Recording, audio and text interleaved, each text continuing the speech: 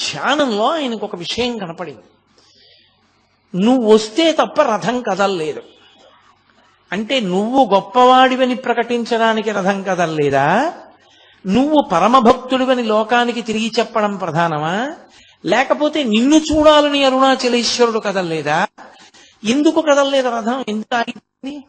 నువ్వు వెళ్ళాక ఎందుకు కదిలింది అని ఆయన ఆ వాగ్రథం కదలాలంటే నువ్వు ఆయన దగ్గరికి వెళ్ళాలి.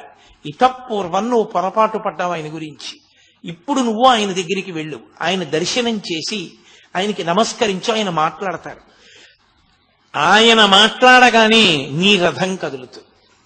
ఇన్నాళ్ళు తపస్సు తపస్సు తపస్సుని తిరుగుతున్నావుగా, ఇప్పుడు అసలు తపస్సు అంటే ఏమిటో తెలిసి నీలోని రథం కదిలి అద్భుతమైనటువంటి కవనము, లోకాన్ని ఉద్ధరించగలిగినటువంటి స్తోత్రాలు, మంత్ర సంబంధమైనవి నీ నుండి జాలువారతాయి. ఈ రెండు రథములు కదపడానికే నా రథాన్ని ఆపి పిలిచాను. ఎక్కుకొండ అనిపించింది. ఆయన వెంటనే లోపలికెళ్ళి ఇక విశ్వనాథయ్యర్ని కూడా పిలవాల. మంచి ఎండాకాలం గబగబా ఉత్తరీయం తీసి భుజం మీద వేసుకుని అరుణాచలం కొండెక్కడం మొదలుపెట్టారు. చదువుకోవడం, డబ్బు సంపాదించడం, కీర్తి ప్రతిష్టలు సంపాదించడం అది పెద్ద విశేషంగా నేను ఆధ్యాత్మికంగా భావన చేయడం కుదిరే విషయం కాదు. ఎందుకంటే అవన్నీ చాలా తాత్కాలికమైన విషయాలు. అవి పెద్ద చరిత్రలో జ్ఞాపకం ఉండిపోయే విషయాలుగా మిగలవవి. కానీ మార్గదర్శకులుగా మిగిలిపోయేటటువంటి మహాపురుషులు, వంశోద్ధారకులు జన్మించాలి అంటే అది కేవలం భగవద్భక్తి కారణంగానే జన్మిస్తారు. విశాఖపట్టణానికి దగ్గరలో బొబ్బిలికి దగ్గరలో కలువరాయి అని ఒక గ్రామం. అసలు ఆ గ్రామమే చాలా విచిత్రమైనటువంటి పేరుతో కూడుకున్నటువంటి గ్రామం. ఎందుచేత అంటే కలువ పువ్వు ఎప్పుడు పుట్టినా నీటిలోనే పుడుతుంది. కానీ ఆ గ్రామంలో ఒక వింత సంఘటన జరిగింది. ఒకానొకప్పుడు ఒక రాతి మీద కలువ వికసించింది. రాతి మీద కలువ వికసించడం అనేటటువంటిది మనం ఎక్కడ వినం. అదొక అసాధారణమైనటువంటి విషయం. రాతి మీద కలువ వికసించినటువంటి ప్రదేశం కనుక అటు ఇటు చేసి మాటల్ని ఆ ఊరిని కలువరాయి కలువరాయి అని పిలవడం మొదలుపెట్టారు. ఆ కలువరాయి గ్రామంలో ఉన్నటువంటి గడపలే చాలా తక్కువ. అందులో మళ్ళీ చాలా ప్రధానమైనటువంటి ఒక ఇంటి పేరుతో కూడుకున్నటువంటి కుటుంబం ఒకటి ఉంటూ ఉండేది. ఆ ఇంటి పేరు చాలా చోట్ల ఉంది, అయ్యల సోమయాజులు అని. కానీ నాబాబు అన్నది ముందు చేరినటువంటి కుటుంబం ఆ కుటుంబం. నాబాబు అయ్యల సోమయాజుల అని. నాబాబు బిరుదునామం, అది అన్ని కుటుంబాలకి లేదు. అటువంటి బిరుదునామంతో కూడుకున్నటువంటి ఆ కుటుంబంలో ఒక తరం దగ్గరికి వచ్చేటప్పటికీ నరసింహశాస్త్రి గారని సద్బ్రాహ్మణుడు. ఆయన ఆయుర్వేద శాస్త్రంలోనూ జ్యోతిష శాస్త్రంలోనూ దిట్ట. ఈ రెండు శాస్త్రాలు, మంత్రశాస్త్రం ఇవి ఉన్నాయనుకోండి, సాధారణంగా విశేషమైన పలుకుబడి ఉంటుంది లోకంలో. ఎందుచేత అంటే ఒకటి ఆయుర్వేద శాస్త్రం చేతిలో ఉంటే అంతకు మించిన వైద్యుడు ఎవరు ఉంటారు? ఈ రోజుల్లో ఉన్నట్లుగా అల్లోపతి డాక్టర్లు అంతమంది ఉండేవారు కాదు. కాబట్టి ఆయుర్వేదంలో నిష్ణాతుడై ఉంటే లోకంలో అందరికీ సుపరిచితుడవుతాడు. ఇక రెండవది జ్యోతిష శాస్త్ర ప్రవేశం కలిగి ఉండడం అనేటటువంటిది అందరికీ అవసరాలు తీరుస్తూ ఉంటుంది. ఇంట్లో ఓ పెళ్లి జరగాలన్నా, ఓ ముచ్చట జరగాలన్నా, ఓ వేడుక జరగాలన్నా ప్రతిదానికి శుభాశుభములను నిర్ణయించగలగడం, ఓ సుముహూర్త నిర్ణయం చేస్తూ ఉండడం, ఏ కార్యక్రమం చేసుకుంటే ఇబ్బందులు తొలగుతాయో చెప్పగలగడం, జాతకాన్ని పరిశీలన చేయడం, ఇవన్నీ చేస్తుంటారు. కాబట్టి లబ్ధ ప్రతిష్ఠులవుతారు. దానికి తోడు ఆయన గొప్ప మంత్రశాస్త్రవేత్త. అనేక మంత్రములను ఉపదేశం పొందాడు ఆయన. పొంది ఆ మంత్రములన్నిటినీ చాలా నిష్ఠతో ఆయన ప్రతిరోజు కూడా జపం చేస్తుండేవాడు. ఆయన స్వయంగా విఘ్నేశ్వర భక్తుడు. వినాయకుడంటే చాలా విశేషమైన ప్రీతి. అందున ఆయనకి ఇష్టదైవం డుంఠి గణపతి. డుంఠి గణపతి అంటే కాశీపట్టణంలో ఉంటారు. కంఠం మీద చంద్రవంక ఉంటుంది అని. ఆ చంద్రవంక ఉన్నటువంటి గణపతి డుంఠి గణపతి అని శ్రీనాథుడు వర్ణన చేశాడు. ఆ భీమఖండంలోనూ కాశీఖండంలోనూ కూడా వర్ణిస్తాడు. అందుకని అటువంటి డుంఠి గణపతి స్వరూపం అంటే ఆయనకి బహుధా ప్రీతి. ఆయనకి భార్య నరసమాంబ. ఆ తల్లి ఆయనకి తగినటువంటి ఇల్లాలు, అపారమైనటువంటి భక్తి తత్పరురాలు, ఆవిడ పతిసేవాపరాయణ, ఎప్పుడూ భర్తని సేవిస్తూ ఉండేది. వాళ్ళిద్దరికీ ఒక కుమారుడు జన్మించాడు. ఆవిడికి సూర్యనారాయణమూర్తి ఇష్టదైవం. ఆవిడ సూర్యనారాయణమూర్తిని ఉపాసన చేసేది. ఆ పుట్టినటువంటి కొడుక్కి భీమశాస్త్రి అని పేరు పెట్టారు. ఆ పిల్లవాడు పెరిగి పెద్దవాడు అవుతున్నాడు. వాడు చిన్న వయస్సులో ఉండగా అకస్మాత్తుగా అనారోగ్యం ఏర్పడింది. సాధారణంగా లోకంలో ప్రఖ్యాతి ఏమనుంది అంటే ఆరోగ్యం భాస్కరాదిచ్చేత్ అని. ఆరోగ్యమునిచ్చేటటువంటి వాడు సూర్య భగవానుడు అని. పైగా ఆయుర్వేద శాస్త్రం తెలిసినటువంటి వాడు భర్త. ఆ వ్యాధికి ఆయన వైద్యం చేస్తున్నప్పటికీ అతను ప్రాణాంతకమైనటువంటి స్థితిని చేరిపోయాడు. ఇక పిల్లవాడు బ్రతకడు అన్నారు. నిజంగా స్థితిని చేరాడు. ఆ పిల్లవాడు ఎగబూపిరి వచ్చేసింది. ఆ సమయంలో ఆవిడికి దేవతల మీద ఉన్న నమ్మకం అటువంటిది. ఆవిడ సూర్యనారాయణమూర్తికి మొక్కింది, నా కొడుక్కి ఆరోగ్యం ఇవ్వగలిగినటువంటి వాడివి నువ్వు తప్ప వేరొకరు లేరు, నేను నిన్ను నమ్మి ఉన్నాను, కాబట్టి నువ్వే నా కొడుకుని బతికించవలసింది అని కొద్దిగా అక్షతలు, ఒక పసుపు కొమ్ము, ఓ డబ్బు మూట కట్టి మీదు కట్టారంటారు. మీదు కట్టి ఎవరికో ఇచ్చి అరసవెల్లి పంపింది. నా కొడుకు బ్రతికితే నా కొడుకుని తీసుకుని నీ అరసవెల్లి క్షేత్రానికి వచ్చి తలనీలాలు ఇస్తాను. ఆమె యొక్క నిశ్చలమైన భక్తికి సూర్యనారాయణమూర్తి అనుగ్రహించాడు. అసలు మీకు చాలా ఆశ్చర్యం ఏమిటంటే ఈ కంటితో చూడ్డానికి వీలైనటువంటి పరబ్రహ్మస్వరూపము సూర్యనారాయణమూర్తి ఒక్కడే. సూర్యనారాయణమూర్తి చేత రక్షింపబడనటువంటి పౌరాణికమైన విశిష్టమైన వ్యక్తులు లేరు.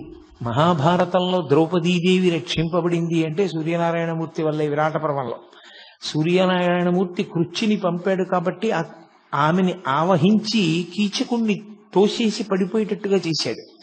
అందువల్ల ద్రౌపదీదేవి తప్పించుకుంది. సరే, శ్రీరామచంద్ర ప్రభువు ఆదిత్య హృదయాన్ని ఉపదేశం పొంది అగస్త్య భగవానుడి దగ్గర ఆయన ఆ మంత్రజపం చేత రావణాసురుణ్ణి సంహరించగలిగారు అన్నది జగద్విదితం. సీతమ్మ తల్లి చాలా కష్టంలో ఉన్నప్పుడు ఆమె కూడా సూర్యనారాయణమూర్తిని ఉపాసన చేస్తూ ఉండిపోయింది రాముని యొక్క విజయం కోసం. కాబట్టి అసలు సూర్యనారాయణమూర్తిని ఉపాసన చెయ్యనటువంటి వాళ్ళు లోకంలో లేరు. లలితా సహస్రనామ స్తోత్రానికి భాష్యం ఇచ్చినటువంటి భాస్కరరాయల వారు కూడా గొప్ప సూర్యోపాసకుడు. ఆయనకి సూర్య భగవానుడు ప్రత్యక్షం అయ్యాడు కూడా. కాబట్టి ఆ తల్లి సూర్యనారాయణమూర్తికి నమస్కారం చేసింది. ఆ నరసమాంబ, నా కుమారుడు బ్రతికి బట్ట కడితే వాడి 3వ ఏట వచ్చినప్పుడు నేను తీసుకొచ్చి తలనీలాలు ఇస్తాను, నీ దగ్గరే దర్శనం చేసుకుంటాం కుటుంబం అంతా. ఆశ్చర్యకరంగా పిల్లవాడు బతికాడు. ఆ పిల్లవాడిని తీసుకుని తలనీలాలు ఇవ్వడం కోసమని బయలుదేరి అరసవిల్లి క్షేత్రానికి చేరారు. అప్పుడు పెద్ద ఉత్సవం జరుగుతోంది. ఆ ఉత్సవంలో దంపతులు ఇద్దరూ చాలా సంతోషించారు. ఈశ్వర దేవాలయాన్ని చూసి కొడుకుతో కలిసి సూర్యనారాయణమూర్తిని దర్శనం చేసుకున్నారు. దర్శనం చేసుకుని ఆ దేవాలయ ప్రాంగణంలోనే ఒక చోట భార్యాభర్తలు ఇరువురూ కూడా నిద్ర చేశారు. అసలు యథార్థమునకు ఏదైనా క్షేత్రానికి వెడితే రాత్రి ఉండకుండా రాకూడదు, రాత్రి నిద్ర చెయ్యాలి. నిద్ర చేసి రావాలి క్షేత్రంలో. నిద్ర చేయకుండా ఏదో పొద్దున్నే బయలుదేరి వెళ్ళిపోయి దర్శనం చేసుకుని వెంటనే వెళ్ళకూడదు. క్షేత్రము అంటే నిద్ర చేయవలసినటువంటి ప్రదేశము అని. కాబట్టి వాళ్ళు నిద్ర చేశారు అరసవిల్లిలో. ఆవిడ నిద్రపోతున్నప్పుడు తెల్లవారుజాము సమయం అయింది. ఈ భర్తగారైనటువంటి నరసింహశాస్త్రి గారు కాలకృత్యాలు తీర్చుకోవడం కోసమని దూరంగా వెళ్ళాడు. ప్రాతకాలం ఆవిడికి బాగా గాఢమైన నిద్ర పట్టింది. ఆ నిద్రలో ఆవిడికి ఒక దేవతా స్వరూపం ప్రత్యక్షమైంది. పచ్చగా మెరిసిపోతోంది అగ్నికాంతితో ఒక స్త్రీ. ఆమె అరసవిల్లి దేవాలయంలోంచి బయలుదేరి వచ్చి ఒక బంగారు పాత్రను, ఒక దాన్ని పాయస పాత్రని ఆమె చేతిలో ఉంచి ఆమె అంతర్ధానం అయిపోయింది. ఆవిడికి కల వచ్చినట్టుగా అనిపించలేదు. యథార్థంగా ఎవరో వచ్చి తన చేతిలో కలశం ఉంచినట్టే అనిపించింది. ఆవిడ నిద్ర లేచిన తర్వాత నరసింహశాస్త్రి గారు తిరిగి వచ్చి విచారణ చేస్తే ఆమె తన స్వప్న వృత్తాంతాన్ని చెప్పింది. ఆయన స్వప్న శాస్త్రం కూడా తెలుసున్నవాడు. అందుకని ఆయన అన్నాడు, సాధారణంగా ఇలాంటి కల వస్తే ఆమె గర్భిణి అవుతుంది. గర్భచిహ్నములు కనపడితే నీ కడుపున పుట్టబోయేటటువంటి పిల్లవాడు దైవాంశ సంభూతుడవుతాడు. నీకు కనపడినటువంటి స్వరూపాన్ని హిరణ్మయి అని పిలుస్తారు. ఆ హిరణ్మయి స్వరూపం సూర్యనారాయణమూర్తి యొక్క తేజోమండలం నుంచి వచ్చినటువంటి అగ్నిస్వరూపం. అది కలశ నీ చేతిలో ఉంచింది అంటే తప్పకుండా నీ కడుపున చాలా గొప్ప పిల్లవాడొకడు జన్మిస్తాడు. నాకు ఎప్పటి నుంచో ఒక కోరిక ఉంది, ఆ కోరిక తీర్చవలసినటువంటి కొడుకునిమ్మని నేను గణపతిని ప్రార్థిస్తున్నాను, అలాంటి కొడుకుని ఇస్తాడేమో అన్నాడు. ఏమిటైన ప్రార్థన? అప్పటికి భారతదేశానికి స్వాతంత్ర్యం రాలేదు. ఇతర విశ్వాసముల వాళ్ళు సనాతన ధర్మాన్ని ఏమీ తెలియకపోయినా నిష్కారణ విమర్శ చేసి భారతదేశపు సంస్కృతి సంప్రదాయములను పాడు చేస్తున్నారు. నరసింహశాస్త్రి గారు ఇప్పుడు బతికుంటే రోజూ గుండెలు బాదుకునేవాడేమో. కాబట్టి ఆయన బెంగ పెట్టుకుని పరమేశ్వరుణ్ణి ప్రార్థన చేశాడు. విశేషమైనటువంటి వాగ్ధాటి కలిగినటువంటి వాడు, గొప్ప ఆశు కవితా ధార కలిగిన వాడు, సరస్వతీ కటాక్షమున్నవాడు, ధైర్యంగా సభలో నిలబడి సనాతన ధర్మము యొక్క వైభవమును చాటి చెప్పగలిగిన వాడు, అటువంటి పిల్లవాడు నాకు కావాలి అని. అటువంటి కొడుకు పుడతాడేమో, సూర్యనారాయణమూర్తి అనుగ్రహించి ఉంటాడు, అందుకే హిరణ్మయీ స్వరూపం నీకు దర్శనమిచ్చింది అన్నాడు. కొంతకాలం అయింది, ఇంటికి వెళ్ళారు. ఆమెకి గర్భ సూచనలు కనపడ్డాయి. వెంటనే ఆమెని ఆమె పుట్టింటికి పంపించేసి తాను తీర్థయాత్రకు బయలుదేరి కాశీపట్టణానికి వెళ్ళాడు. ఆయనకి డుంఠి గణపతి అంటే మహాప్రీతి. వెళ్ళి కాశీపట్టణంలో ప్రతిరోజు గంగా స్నానం చేయడం, డుంఠి గణపతి దగ్గర కూర్చోవడం, గణపతి యొక్క మంత్రాన్ని జపం చేసుకుంటూ ఉండడం, అది ఆయన చేసేటటువంటి కార్యక్రమం. ఒకానొకప్పుడు కార్తీక మాసం వచ్చింది. ఈ కార్తీక మాసంలో బహుళపక్షంలో వచ్చినటువంటి అష్టమి, అది బహుధాన్యానామ సంవత్సరం, ఆదివారం సూర్యనారాయణమూర్తికి పెట్టింది పేరు. ఎందుకంటే అది సూర్యహోరతో ప్రారంభం అవుతుంది కాబట్టి ఆ రోజు, అందుకని భానువారము అని పిలుస్తాం.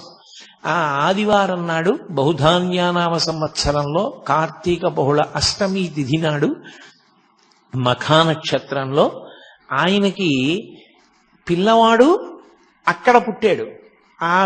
ఆయన భార్య గారైనటువంటి నరసమాంబ గారు ఉన్నటువంటి పుట్టింట్లో పుట్టాడు. ఇక్కడ ఈయన కార్తీక బహుళ అష్టమి తిథి నాడు డుంఠి గణపతి దేవాలయంలో కూర్చుని ధ్యానంలో జపం చేసుకుంటున్నాడు. ఆయనకి ధ్యానంలో డుంఠి గణపతిలోంచి ఒక పసిపిల్లవాడు కిందికి దిగి పాకుతూ వచ్చి తన తొడ ఎక్కి కూర్చుని తన గడ్డం పట్టుకుంటున్నట్టు కనపడింది. ఆయన వెంటనే ఎవరు ఈ పిల్లవాడు నా తొడ మీద కూర్చున్నాడని ఒక్కసారి ధ్యానంలోంచి బహిర్ముఖులై తన తొడ మీద చూసుకున్నారు. పిల్లవాడు లేడు. గణపతి వంక చూశారు, గణపతి అలాగే ఉన్నారు. అచ్చు పిల్లవాడు వచ్చినట్లు అనిపించింది అని ఒక్క క్షణం ఆలోచించారు. బహుశా నాకు పుత్ర సంతానం కలిగి ఉంటుంది, ఎవరో కారణ జన్ముడు జన్మించాడు, విఘ్నేశ్వర ప్రసాదంగా నా ఇష్టదైవమైనటువంటి డుంఠి గణపతి యొక్క అనుగ్రహంతో పిల్లవాడు జన్మించాడు, నేను ఆ పిల్లవాడికి గణపతి పేరే ఉంచుకుంటానని నాకు జాతాశౌచం వచ్చింది కాబట్టి నేను ఇక్కడ ఉండకూడదని ఆయన బయలుదేరి మెల్లగా ఆయన అత్తవారింటికి చేరుకున్నాడు. భార్య సంతోషంగా మెరిసిపోతున్నటువంటి పిల్లవాడిని తీసుకొచ్చి చేతుల్లో పెట్టింది. ఈ పిల్లవాడు ఫలానా సమయంలో పుట్టాడా అని అడిగారు ఆయన. తనకి కార్తీక బహుళ అష్టమి నాడు ఏ సమయానికి డుంటి గణపతిలోంచి పిల్లవాడు కిందకి దిగి పాకుతూ వచ్చి తన తొడ మీద కూర్చున్నట్టుగా దర్శనమైందో ఆ సమయాన్ని చెప్పి అడిగారు. ఆవిడంది, అదే వీడు పుట్టినటువంటి సమయం, అప్పుడే పుట్టాడు. చాలా సంతోషించారు. ఆమెకి సూర్యనారాయణమూర్తి ఇష్టదైవం, ఆయనకి విఘ్నేశ్వరుడు ఇష్టదైవం. అందుకని ఇద్దరి పేర్లు కలిసి వచ్చేటట్టుగా సూర్య గణపతి శాస్త్రి అని పేరు పెట్టారు. ఇద్దరికి అంటే మగపిల్లవానికి పెట్టేటప్పుడు సరి సంఖ్యతో ఉండాలి, అందుకని సూర్య గణపతి శాస్త్రి అని పేరు ఉంచారు. శాస్త్రి అంటే శాస్త్రం ఎరిగినవాడు అని, శాస్త్రం ఎరిగిన వాడిని శాస్త్రి గారు అని పిలుస్తారు. నాకెందుకులేండి. కాబట్టి ఆయన అటువంటి శాస్త్రపారంగతుడు కావాలి అని చెప్పి పాపం తండ్రి గారి కోరిక, అందుకని సూర్య గణపతి శాస్త్రి అని పేరు ఉంచాడు. కానీ ఈ పిల్లవాడు కొంచెం పెరిగి పెద్దవాడు అవుతున్నప్పుడు ఆయన పేరు ఎక్కడ చెప్పుకున్నా వాసిష్ఠ గణపతి అని చెప్పేవాడు. అందుకే సూర్య గణపతి శాస్త్రి అన్న పేరు మీకు ఎక్కడ కావ్యకంఠ గణపతి ముని పేరులో కనపడదు. వాసిష్ఠ గణపతి అంటారు, అది ఋషి సంప్రదాయం. ఆయన ఋషి సంప్రదాయాన్ని తీసుకుని గణపతి ముని ఏం చేశారంటే ఆయన యొక్క గోత్రం త్రయారుషేయం, కౌండిన్య, మైత్రావరుణ, వాసిష్ఠ త్రయారుషేయ ప్రవరాన్విత అని. అందులో ఋషి సంప్రదాయంలో ఆ గోత్రంలో ఉన్నటువంటి ఋషుల్లో చిట్ట చివరి ఋషిని తీసుకుని ఆ ఋషి పేరు ఇంటి పేరుగా ఉంచుకున్నాడు ఆయన. అది ఋషి సంప్రదాయం అంటారు, అదేం దోషం కాదు. కాబట్టి వాసిష్ఠ గణపతి అని వచ్చింది. తండ్రి తనకి డుంఠి గణపతి మీద ఉన్నటువంటి భక్తి చేత కొడుకుని ఎప్పుడూ కూడా గణపతి గణపతి గణపతి అని పిలిచేవారు. ఎప్పుడూ గణపతి అని పిలవడమే తప్ప సూర్య అని ఆయన్ని పిలిచింది లేదు. అందుకని ఆయన పేరులో లౌకిక నామంలో సూర్య ఉన్నా ఆ సూర్య శబ్దం మరుగున పడిపోయింది. సూర్యుడు మరుగున పడి గణపతి ప్రకాశించారు అని వాసిష్ఠ గణపతి అయ్యారు. ఆయన ముని, ఎప్పుడూ తపస్సే. అసలు ఆయనకున్నంత ఇష్టం తపస్సు మీద ఇంకా దేని మీద ఉండదు. ఏదైనా క్షేత్రానికి వెడితే ఓ పాడుపడిపోయిన దేవాలయం చీకటిగా ఉండి డొంకలతో ఉన్న చూసుకుని అందులో తపస్సు చేసేవారు ఆయన. అంత తపస్సు ప్రీతి కలిగిన వారు కాబట్టి, మననశీలి కాబట్టి ఆయనకి ముని అన్న పేరు వచ్చింది. అందుకని గణపతి ముని అయ్యారు. దానికి తోడు ఆయన్ని ఇవన్నీ పక్కకెళ్ళిపోయి ఓ కొత్త పేరు వచ్చింది ఆయనకి, నాయన అని ఎవరైనా. నాయన భగవాన్ రమణులు పెట్టారు ఆయనకి. ఆయన పేరేమిటో కూడా కనుక్కోకుండా భగవాన్ రమణులు ఆయన్ని నాయన అని నోరు విప్పి ఆయనతో మాట్లాడారు. మొట్టమొదటిసారి మాట్లాడారు రమణ మహర్షి తన జీవితంలో. ఆయన నోరు విప్పి మాట్లాడినప్పుడు నాయనా అని పిలిచారు కాబట్టి ఆయనకి నాయనా అన్న పేరు ఉండిపోయింది. ఈ పిల్లవాడు ఇంత గొప్పవాడవుతాడని తల్లిదండ్రులు కలలు కన్నారు. అంటే నేను మళ్ళీ పసిపిల్లవాడి స్థాయి దగ్గరికి వచ్చి మాట్లాడుతున్నాను. కానీ ఆ పిల్లవాడు పరమ మౌనంగా ఉండేవాడు, ఎవరితో ఆడుకునేవాడు కాదు, ఏమీ ప్రతిస్పందన ఉండేది కాదు, ఒక్క విషయం వంట పట్టేది కాదు. తండ్రి తల్లి దిగులు పెట్టుకున్నారు. ఊళ్ళో వాళ్ళు బంధుజనం అందరూ కూడా హేళన చేయడం మొదలుపెట్టారు. ఈవిడ సూర్యోపాసన చేసింది, హిరణ్మయీ శక్తి కనపడిందన్నారు. ఆయనకి డుంటి గణపతిలోంచి పిల్లవాడు వచ్చి తొడ మీద కూర్చున్నట్టు కనపడ్డాడన్నారు. వీడు చూస్తే ఇంత బలహీనుడు, అనారోగ్యం, మూర్ఛ, ప్లీహ వ్యాధి, ఇన్ని వ్యాధులతో కొడుకుని ఏమీ మాట్లాడకుండా జడుడులా ఉన్న పిల్లవాడు పుట్టాడని అందరూ నవ్వుతున్నారు. పిల్లవాడికి 6వ ఏడు వచ్చింది. తండ్రి ఆయుర్వేద శాస్త్రంలో ప్రకాండు. ఆయన ఆలోచించాడు, కడుపున పుట్టిన కొడుకు కదా అని ఆ చికిత్స చేయలేకపోయాడు అంతకాలం. ఇక ఆలోచించి ఆయుర్వేద శాస్త్రంలో చెప్పబడింది కాబట్టి నేను ఈ చికిత్స చేస్తాను పిల్లవాడికని అగ్ని సంబంధమైన చికిత్స ఒకటి చేశాడు. కొన్ని సభాముఖంగా చెప్పడానికి కూడా భయంగా ఉంటాయి, ఎందుకంటే తెలిసి తెలియక ఎవరెక్కడ చేస్తారో అని భయం. కాబట్టి అగ్ని సంబంధమైన చికిత్స ఒకటి చేశాడు ఆ పిల్లవాడికి. అది చేసి చెయ్యగానే పెద్ద ప్రవాహానికి అడ్డు తీసేసినట్టుగా వచ్చేసింది ఆయనలో శక్తి. వచ్చేసి విశేషంగా మాట్లాడడం మొదలుపెట్టాడు. అపారమైనటువంటి కవితాధార. చాలా చిన్న వయస్సులో 7-8 సంవత్సరాలు వచ్చేటప్పటికే సంస్కృత భాష కరతలామలకమైంది. ఆయన 10వ ఏటలోనే పాండవ ధార్తరాష్ట్ర సంభవము అనబడేటటువంటి అద్భుతమైనటువంటి గ్రంథాన్ని రచించాడు. ఆ పిల్లవాడు ఎన్ని మంత్రాలు తండ్రి దగ్గర ఉపదేశం పొందాడు. తల్లిగారి దగ్గర సూర్యనారాయణమూర్తి యొక్క ఉపాసన, భక్తి అంతటినీ పుణికి పుచ్చుకున్నాడు. అన్నిటినీ మించి అంత చిన్న పిల్లవాడిని పంచాంగం ఎలా గుణిస్తారో నేర్పడానికి తండ్రి పంపించాడు. 4 రోజులు వెళ్ళి పంచాంగం ఎలా గుణిస్తారో నేర్చేసుకుని పంచాంగం మీద కాల గణనానికి సంబంధించిన శాస్త్రం చదివి పంచాంగ గణనం చేసే శాస్త్రి గారికి ఇలా చేస్తే బాగుంటుందనో కొత్త పద్ధతిని నేర్పాడు ఆయన. అంతటి ఏకసంతాగ్రాహి. దానికి తోడు అపారమైనటువంటి శారదా కటాక్షం. దేని మీదైనా సరే ఆయన ఆసువుగా అద్భుతమైనటువంటి సంస్కృత శ్లోకాల్ని అసలు అదొక పెద్ద వర్షమే అలా వర్షించేవారు. దానికి తోడు జ్యోతిష శాస్త్రమనందు ప్రకాండు. అంత గొప్ప శక్తిని పొందాడు. ఆయనకి ఒక చెల్లెలు అన్నపూర్ణ, ఓ తమ్ముడు శివరామశాస్త్రి పుట్టారు. పుట్టిన తరువాత కొంతకాలానికి ఈవిడ విశాలాక్ష మహాతల్లి ఆ నరసమాంబ గారు తల్లిగారు మళ్ళీ గర్భం ధరించారు. లోపల కవల పిల్లలు ఉన్నారు అన్నారు. ఇంకొక గంటలో పురుడు వస్తుంది. పెద్ద కొడుకు ఈయన ఆ పెద్ద కొడుకు పాప భీమశాస్త్రి బతికాడు. ఈయన రెండో కొడుకు. ఈ రెండో కొడుకు వీధిలో కూర్చుని ఉన్నాడు కుర్చీలో, ఇంకా చిన్నపిల్లవాడు. ఆవిడ ఎందుకో వచ్చి ఆ కొడుకుని అడిగారు, నాయన ఇంకొక గంటలో పురుడు వచ్చేటటువంటి స్త్రీకి పుట్టే పిల్లలు ఆమె ఎలా ఉంటారు అని అడిగారు. ఆయన దగ్గర పుస్తకం అవి ఏం లేవు, ఆయన కూర్చుని ఉన్నారు ఇలా. ఆయన అన్నారా, ఆవిడ బతకదమ్మా, ఆవిడ పిల్లలు కూడా చచ్చిపోతారు అన్నారు. అది పినతండ్రి గారు విన్నాడు. ఒరే వీడు ఇలా చెప్పాడు రా, ఆవిడ అడుగుతున్నదేమో సొంత తల్లి అడిగింది, వీడు అమ్మకి పురుటి సమయం ఆసన్నమైందని తెలిసే చెప్పాడా తెలియక చెప్పాడా? వీడి చేతిలో పంచాంగం లేదు, వీడేమి గణన చేయలేదు, ఎలా చెప్పాడు ఒక గంటలో కానీ పురుడు వస్తే తల్లి పిల్లలు కూడా చనిపోతారని? అని ఏదో పిల్లాడు, పెద్ద దానికి పట్టించుకోవాల్సిన విషయం ఏముందని వదిలేశాడు ఆయన. ఆయన ఒక్కడే విన్నాడు ఆ మాట. ఆవిడ వెనక్కి తిరిగి వెళ్ళిపోతూ గొణుక్కుంది. పోనీలే నాయన, నేను పిల్లలు అలాగే చచ్చిపోతే నోటి మాట అంత శక్తివంతమైన మహాపురుషుడి యొక్క తల్లినయ్యి ఉంటాను కదా అంటూ వెళ్ళింది. ఖచ్చితంగా గంట తర్వాత పురుడు వచ్చింది. ఆవిడ ఇద్దరు పిల్లలు చనిపోయారు. చనిపోగానే ఆ పినతండ్రి గారి ఈ వార్త అందరికీ చెప్పాడు. వీడు పంచాంగం చేత్తో పుచ్చుకోకుండా కన్న తల్లి వచ్చి అడిగితే గంట తర్వాత పురుడు వస్తే తల్లి పిల్లలు ఉండరమ్మా అన్నాడు. పంచాంగం లేకుండా చెప్పాడు, వీడి మాట నిజమైంది. కాబట్టి వీడు సత్యవాగ్దురంధరుడు. వీడి నోటి వెంట ఏదైనా మాట వచ్చిందా అయిపోతుంది. కాబట్టి వీడితో చాలా జాగ్రత్తగా ఉండాలి. వీడి నోటంటే చెడు మాట వచ్చినా ప్రమాదమేనది. ఊరు వాడ అందరూ బంధుజనులు ఏమని పిలిచేవారంటే, మాట చేత తల్లిని చంపుకున్న దుర్మార్గుడు అంటుండేవారు. ఆయన దానివల్ల 3 నెలలు మాట్లాడడం మానేశారు. ఆ తర్వాత తండ్రి గారు క్షేత్ర పర్యటనల గురించి, ఇతర విషయాల గురించి, భక్తి గురించి అదే పనిగా మాట్లాడుతుండేవారు. మాట్లాడతాడేమో పిల్లాడు చూద్దామని.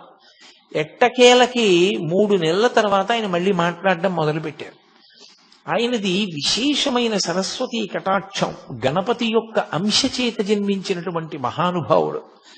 నేను మీతో మనవి చేశాను, అరుణాచలంలో పరమేశ్వరుడు 4 స్వరూపాలతో ఉంటాడు అని. ఒకటి బ్రహ్మ విష్ణువుల మధ్య కలహం తీర్చడానికి జ్యోతిస్తంభంగా ఆవిర్భవించినటువంటి పరమేశ్వర స్వరూపం. రెండవది కొండ. మూడవది అరుణాచలేశ్వరుడు. నాలుగవది అరుణాచలం కొండలో ఉండేటటువంటి గుహలో ఉండే సిద్ధపురుష స్వరూపం, దక్షిణామూర్తి స్వరూపం. 4 స్వరూపములతో ఉంటాడు అని చెప్పాను. అపితకుచాంబయ్యి అమ్మవారు ఉంటుంది. ఆ పార్వతీ పరమేశ్వరుల యొక్క కుమారుడు సుబ్రహ్మణ్య స్వరూపంగా రమణ మహర్షి వచ్చారు. గణపతి యొక్క అంశలో కావ్యకంఠ గణపతి మునొచ్చారు. వీళ్ళిద్దరూ అక్కడే కలుసుకోవాలి అరుణాచల క్షేత్రంలో. వీళ్ళిద్దరూ కలుసుకున్న కాలం స్వర్ణయుగం.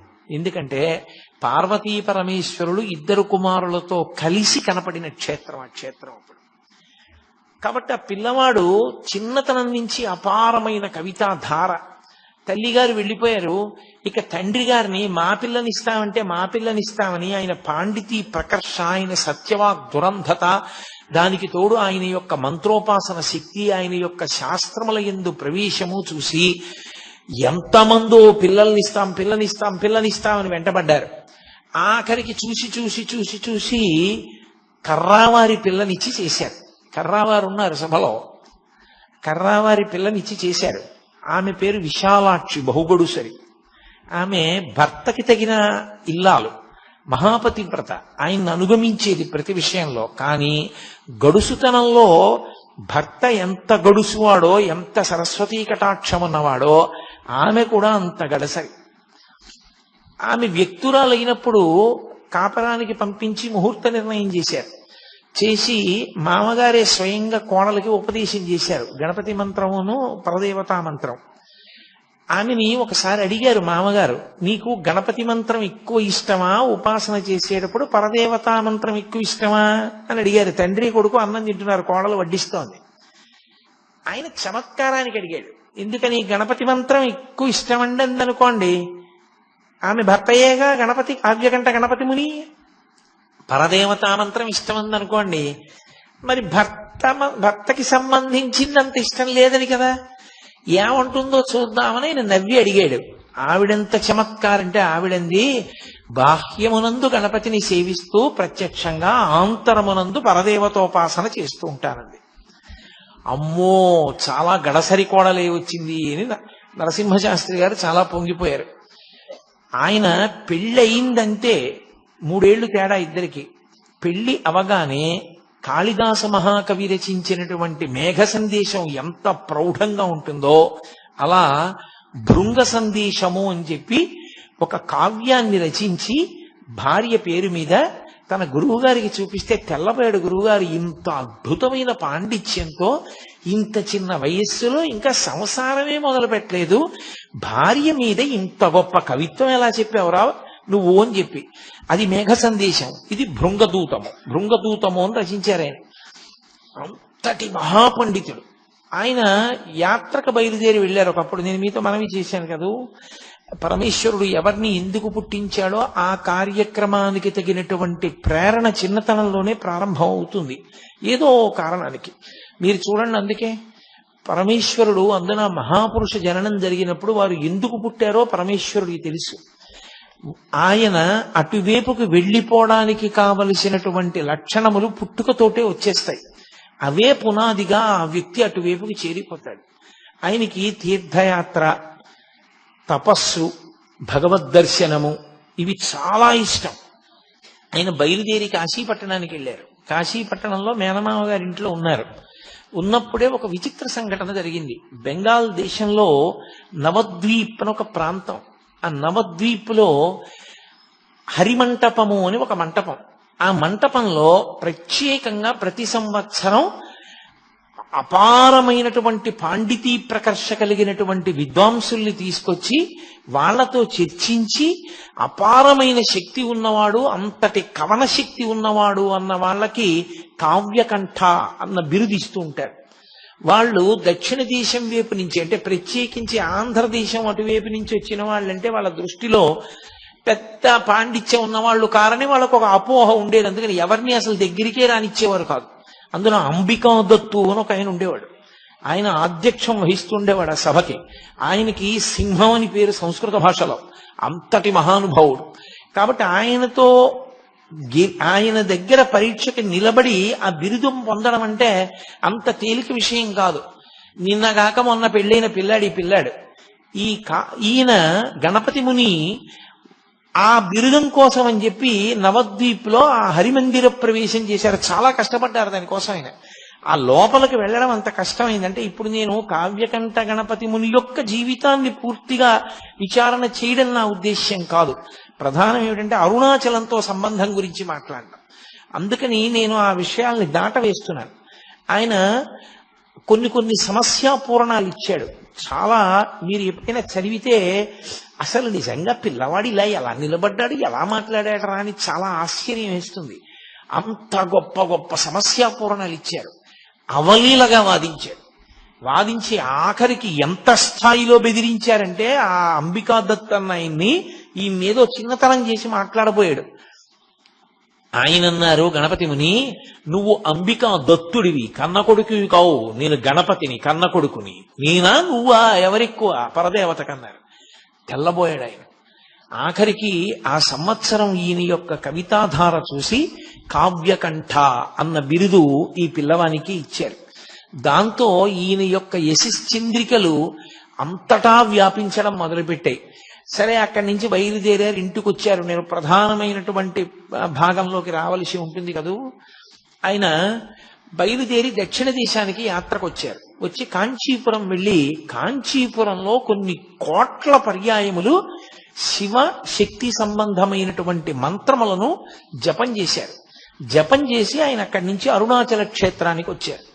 వచ్చి అరుణాచల క్షేత్రంలో అపితకుచాంబ, అరుణాచలేశ్వరుల ముందు నుంచి వెళ్ళాలి. స్మార్తులకు నియమం ఏమిటంటే, ముందు పరమేశ్వర దర్శనం చేసి అమ్మవారి దర్శనం చేస్తారు. అంతేకాని ముందు అమ్మవారి దర్శనం చేసి అయ్యవారి దర్శనానికి వెళ్ళరు. కానీ కావ్యకంఠ గణపతి మునికి అన్నీ తెలిసున్నా ఆ రోజు ఆయన ఎందుకో ముందు అపితకుచాంబ దర్శనానికి వెళ్ళారు. ఆయన వెళ్ళి అపితకుచాంబ ముందు ఇలా నిలబడి చేతులొగ్గి నమస్కారం చేస్తున్నారు. అంతే. అమ్మవారికి అలంకారం చేసినటువంటి పువ్వులన్నీ జల జల జల జల రాలి కింద పడిపోయి, ఓహో నన్ను అమ్మ అనుగ్రహించింది, గణపతి కదు మరి, గణపతి అంశ కదూ, ఆవిడికి అందులో కొడుకుని చూస్తే మహాప్రీతి, హేరంబుడిని పేరు మహానుభావుడికి. అమ్మవారు యొక్క కళ తగ్గించవలసి వస్తే శంకరాచార్యుల వారు ఎదురుగుండా గణపతి ప్రతిష్ఠ చేసేవారు. శ్రీకాళహస్తి క్షేత్రానికి కూడా ఆవిడ గణపతితో కలిసే వచ్చింది. కాబట్టి పెద్ద కొడుకు అంత ప్రీతి ఆవిడికి గణపతి అంటే. అందుకని చూడగానే ఆవిడ మించి పువ్వులన్నీ రాలిపడ్డాయి. చాలా సంతోషించారు ఆయన, అమ్మ అనుగ్రహం కలిగింది అనుకున్నారు. ఆయనతో పాటు తమ్ముడు శివరామ శాస్త్రి కూడా వచ్చాడు. వచ్చి ఆయన అరుణాచలేశ్వర దర్శనానికి వెళ్ళారు. అప్పటి వరకు తీర్థయాత్రలలో ఎన్నో దేవాలయాలకు వెళ్ళారు, ఎన్నో దర్శనాలు చేశారు. కానీ అరుణాచలేశ్వరుడి ముందు ఇలా నిలబడేటప్పటికే ఆయన ఒంట్లో పులకాంకురాలు వచ్చి వెన్నుపాములో ఏదో విద్యుత్తు ప్రవహించినట్టుగా ఈయనతో నాకేదో గొప్ప అనుబంధం ఉంది, తండ్రి నన్ను పిలుస్తున్నావా అన్నారు. ఎంత పారవస్యానికి లోనై బయటికి వచ్చారు. వచ్చి దుర్గమ్మ దర్శనానికి వెడదామని వెడుతున్నారు. తమ్ముడు, అన్నయ్య నాకు ఆకలేస్తోంది, అన్నయ్య నాకు ఆకలేస్తోంది, అరటిపండు కొనుక్కుంటాను, ఓ డబ్బు ఇయ్యమన్నాడు. సరే ఏదో ఇచ్చారు. ఆయన 8 అరటిపళ్ళు కొనుక్కు తిన్నాడు. అయినా ఆయన ఆకలి తీరలేదు. కాసేపు అయ్యేటప్పటికి మళ్ళీ డబ్బడికి మళ్ళీ 8 అరటిపళ్ళు తిన్నాడు. ఒరే నువ్వు ఇలా అరటిపళ్ళు తినేస్తే ఆరోగ్యం పాడైపోతుందిరా నీకు. అప్పుడే గణపతి ఉత్సవాలు పూర్తయ్యాయి అరుణాచలంలో. ఏకాదశి తిథి ఆ రోజున. ఎక్కడైనా అన్నదాన సత్రంలో అన్నం పెడతారేమో కనుక్కుంటానుండరా అని చెప్పి ఆయన వెళ్ళి అన్నదాన సత్రవుల్లో అడిగారు. ఇవాళ ఏకాదశి కదండి, అన్నదానం ఉండదు అన్నారు. ఏకాదశి ఉపవాస తిథి. వెంటనే బ్రాహ్మణ వీధిలోకి వెళ్ళి భవతి భిక్షాందేహి అని ఆయన యాచన చేశారు. అసలు ఎవ్వరూ ఆత్మహత్య చేసుకోకూడదు, ప్రత్యేకించి బ్రాహ్మణుడు అసలు చేసుకోకూడదు. అందుకే భిక్ష ఉపనయనం అవగానే భిక్షకి వెళ్ళమంటారు. భిక్షాటన చేసైనా బతికి శాస్త్రాన్ని 10 మందికి చెప్పాలి తప్ప తానే ఆత్మహత్య చేసుకుంటే లోకానికి మార్గం చూపించేవాడు ఎవరిక. అందుకని ఆయన బ్రాహ్మణాగ్రహారంలోకి వెళ్ళి ఇళ్ల ముందు నిలబడి భిక్షాటన చేశారు. తమ్ముడికి ఆకలిగా ఉందమ్మా, పట్టెడు అన్నం పెట్టండి అని. ఏ ఇంటికి వెళ్ళినా తలుపులు వేసేసుకుని నిద్రపోతున్నారు. లేదా ఇవాళ ఏకాదశయ అన్నం లేదన్నారు. ఇంత గొప్ప క్షేత్రం, ఇటువంటి చోట ఎంత ఏకాదశి అయితే మాత్రం పిల్లలకన్నా వండుకోరా? పిల్లలకి ఏకాదశి ఉపవాసం లేదు. అందుకని మరి పిల్లల కోసం అన్నం వండొద్దు. వండుకుంటే ఇంటికి అతిథి ఎవరైనా వస్తారేమోనని కూడా పట్టెడన్నం పెట్టడానికి వీలు లేకుండా ఉన్నదంతా తామే తినడానికి కావలసినంత అన్నం మాత్రమే వండుకునేటంతటి స్వార్థపరులున్న పట్టణమా ఏమి తిరువణ్ణామలై అని ఆయన తెల్లబోయారు. వెతికారు వెతికారు వెతికారు వెతికారు, ఎక్కడా పట్టెడన్నం దొరకల. తమ్ముడేమో ఏడుపు, అన్నయ్య ఆకలేస్తోంది, అన్నయ్య ఆకలేస్తోందని. చిత్రం ఏంటంటే శివరామ శాస్త్రికి భగవంతుడి మీద ఉన్న భక్తి కన్నా అన్నగారి భక్తి మీద భక్తి ఎక్కువ. మా అన్నయ్య పిలిస్తే పరమేశ్వరుడు పలుకుతాడని నమ్మకం. ఆయనకి ఏం చెయ్యాలో అర్థం కాక కొండవంక తిరిగి పార్వతీ పరమేశ్వరులను అడిగారు. అమ్మా తమ్ముడు ఆకలితో ఏడుస్తున్నాడమ్మా, పట్టెడు అన్నం పెట్టవా అని చీకట్లో వెళ్ళిపోతున్నారు. ఒక ఇల్లు దాటుతున్నారు. ఆ ఇంటి అరుగు మీద ఒక యజమాని పడుకుని ఉన్నాడు. ఆయన గబగబా దుప్పటి తీసి పరిగెత్తుకొచ్చి పట్టుకున్నాడు వెనక నుంచి. ఏమన్నావు ఏమన్నావు ఏమన్నావు? అన్నం దొరకలేదా తిరువణ్ణామలైలో? కాశీపట్టణంలో వేదవ్యాసుడిని మహాతల్లి అన్నపూర్ణమ్మ పిలిచినట్టే పిలిచి, మా ఆవిడికి నియమం ఉందయా, ఏకాదశి నాడు సాయంకాలం బ్రాహ్మణులకు ఉపవాసన పోస్తుంది. ఎవ్వరు ఇవాళ ఏకాదశి, పైగా గణపతి నవరాత్రి ఉత్సవాలు పూర్తయ్యాయి, ఇవాళ ఎవరు వస్తారయా భోజనానికి, మేము రామని చెప్పి ఎవ్వరు ఏ బ్రాహ్మణుడు రావడానికి ఇష్టపడలా. నువ్వు నీ తమ్ముడు బ్రాహ్మణులు, ఎంత అదృష్టమయ్యా. వెతికి వెతికి వెతికి వెతికి వేసారి నేను అరుగు మీద పడుకున్నా, రా అన్నం పెడుతుంది మా ఆవిడన్నారు. లోపలికి వెళ్ళారు. ఒక మహాతల్లి వచ్చింది, అరిటాకు లేచింది. వీళ్ళిద్దరూ ఆ బట్టలు విప్పేసేసి ఓ తడిగావంచా ఒకటి కట్టుకుని ఆవిడిచ్చిన మడిబట్ట పుచ్చుకుని ఆ మడిబట్ట కట్టుకుని భోజనానికి కూర్చున్నారు. పరిశేచనం ఔపోసన వేశారు, ఔపోసన పుచ్చుకున్నారు. షడ్రసోపేతమైనటువంటి విందు పెట్టింది ఆవిడ. చక్కగా ఇద్దరు భోజనం చేసేశారు. తాంబూలం దక్షిణ కూడా పెట్టించింది ఆవిడ. తీసుకున్నారు. అంతసేపు తిరిగారేమో, ఆకలి మీద ఇంకా నడవలేమురా, చాలా భుక్తాయాసంగా ఉందిరా తమ్ముడు, ఈ అరుగు మీదే పడుకుందామని చెప్పి అన్నయ్య అరుగు మీద, తమ్ముడు అరుగు మీద పడుకొని నిద్రపోయారు. అంత అలిసిపోయి కడుపు నిండా తిని పడుకున్నారేమో, లేత సూర్యకిరణాలు పడుతుండగా తెలివచ్చింది. తెలివొచ్చి పైకి లేచి ఆ తల్లి ఆ ఇల్లు మహాతల్లి రాత్రి అన్నం పెట్టిందని ఇలా చూశారు. అక్కడ ఇల్లు లేదు, అది గణపతి గుడి. ఆ విఘ్నేశ్వరుడి గుడి అరుగుల మీద పడుకుని ఉన్నారు వాళ్ళిద్దరు. తమ్ముణ్ణి పిలిచి అడిగారు, ఒరే రాత్రి మనం ఒక ఇంట్లో భోజనం చేశాం కదరా, ఒక తల్లి మనకు అన్నం పెట్టింది కదా, ఆ అరుగుల మీద కదా పడుకున్నాం అన్నాడు. అనుమానం ఏమన్నాయా, మన ఇద్దరం అలాగే కదా పడుకుని నిద్రపోయాం అన్నాడు తమ్ముడు. అని ఆయన తెల్లబోయాడు, ఇదేంటనయ్యా వినాయకుడు గుడి ఉంది ఇక్కడ ఇంటికి బదులు అన్నాడు. ఒరే రాత్రి మనకి నిజంగా అలా అన్నం పెట్టిందా అన్న చిత్తభ్రాంతి కలిగిందిరా మన ఇద్దరికి అన్నారు. తీరా చూస్తే రాత్రి ఆవిడ భోజనం పెట్టిన తరువాత ఇచ్చినటువంటి తాంబూలాలు కూడా వాళ్ళిద్దరి దగ్గరే ఉన్నాయి వాడిపోయి. ఏమాశ్చర్యం అని చెప్పి చుట్టుపక్కలంతా వెతికారు. అసలు అటువంటి దంపతులు లేరు, అటువంటి ఇల్లు లేదు. సాక్షాత్ పార్వతీ పరమేశ్వరులే ఆయనకి గణపతి దేవాలయంలో దర్శనమిచ్చి అన్నం పెట్టారు. అన్నం తిన్నారు, బయలుదేరారు. కానీ ఏమి పరమేశ్వరుని యొక్క పరీక్షో! ఆ అరుణాచల క్షేత్రంలో శేషాద్రి స్వామి ఎన్ని పరీక్షలు ఎదుర్కొన్నారో, భగవాన్ రమణులు ఎన్ని ఇబ్బందులు పడ్డారో, అంత కష్టము కావ్యకంఠ గణపతి ముని పడ్డారు. ఆనాటి నుండి 3 రోజులు అన్నదాన సత్రంలో ఒక పూట భోజనం పెట్టేవారు. రాత్రి అయ్యేసరికి ఏదో కాస్త మంచినీళ్లు తాగడమో కాస్త మజ్జిగ తాగడమో చేసి పడుకునేవారు అన్నదమ్ములు ఇద్దరు. ఎక్కడ అన్నం దొరికేది కాదు. 3 రోజులు అయిపోయిన తర్వాత అన్నదాన సత్రంలో 3 రోజుల కన్నా పెట్టం వెళ్ళిపోమన్నారు. బయటికి వచ్చి ఎక్కడ భిక్షాటన చేసిన వారం చెప్పుకున్న ఒక్క పూట భోజనం తప్ప కడుపు నిండా 2 పూట్ల అన్నం తినడానికి కావలసినది ఏ ఒక్క రోజు లభించలేదు. ఈ తమ్ముడేమో ఆకలితో ఏడుపు.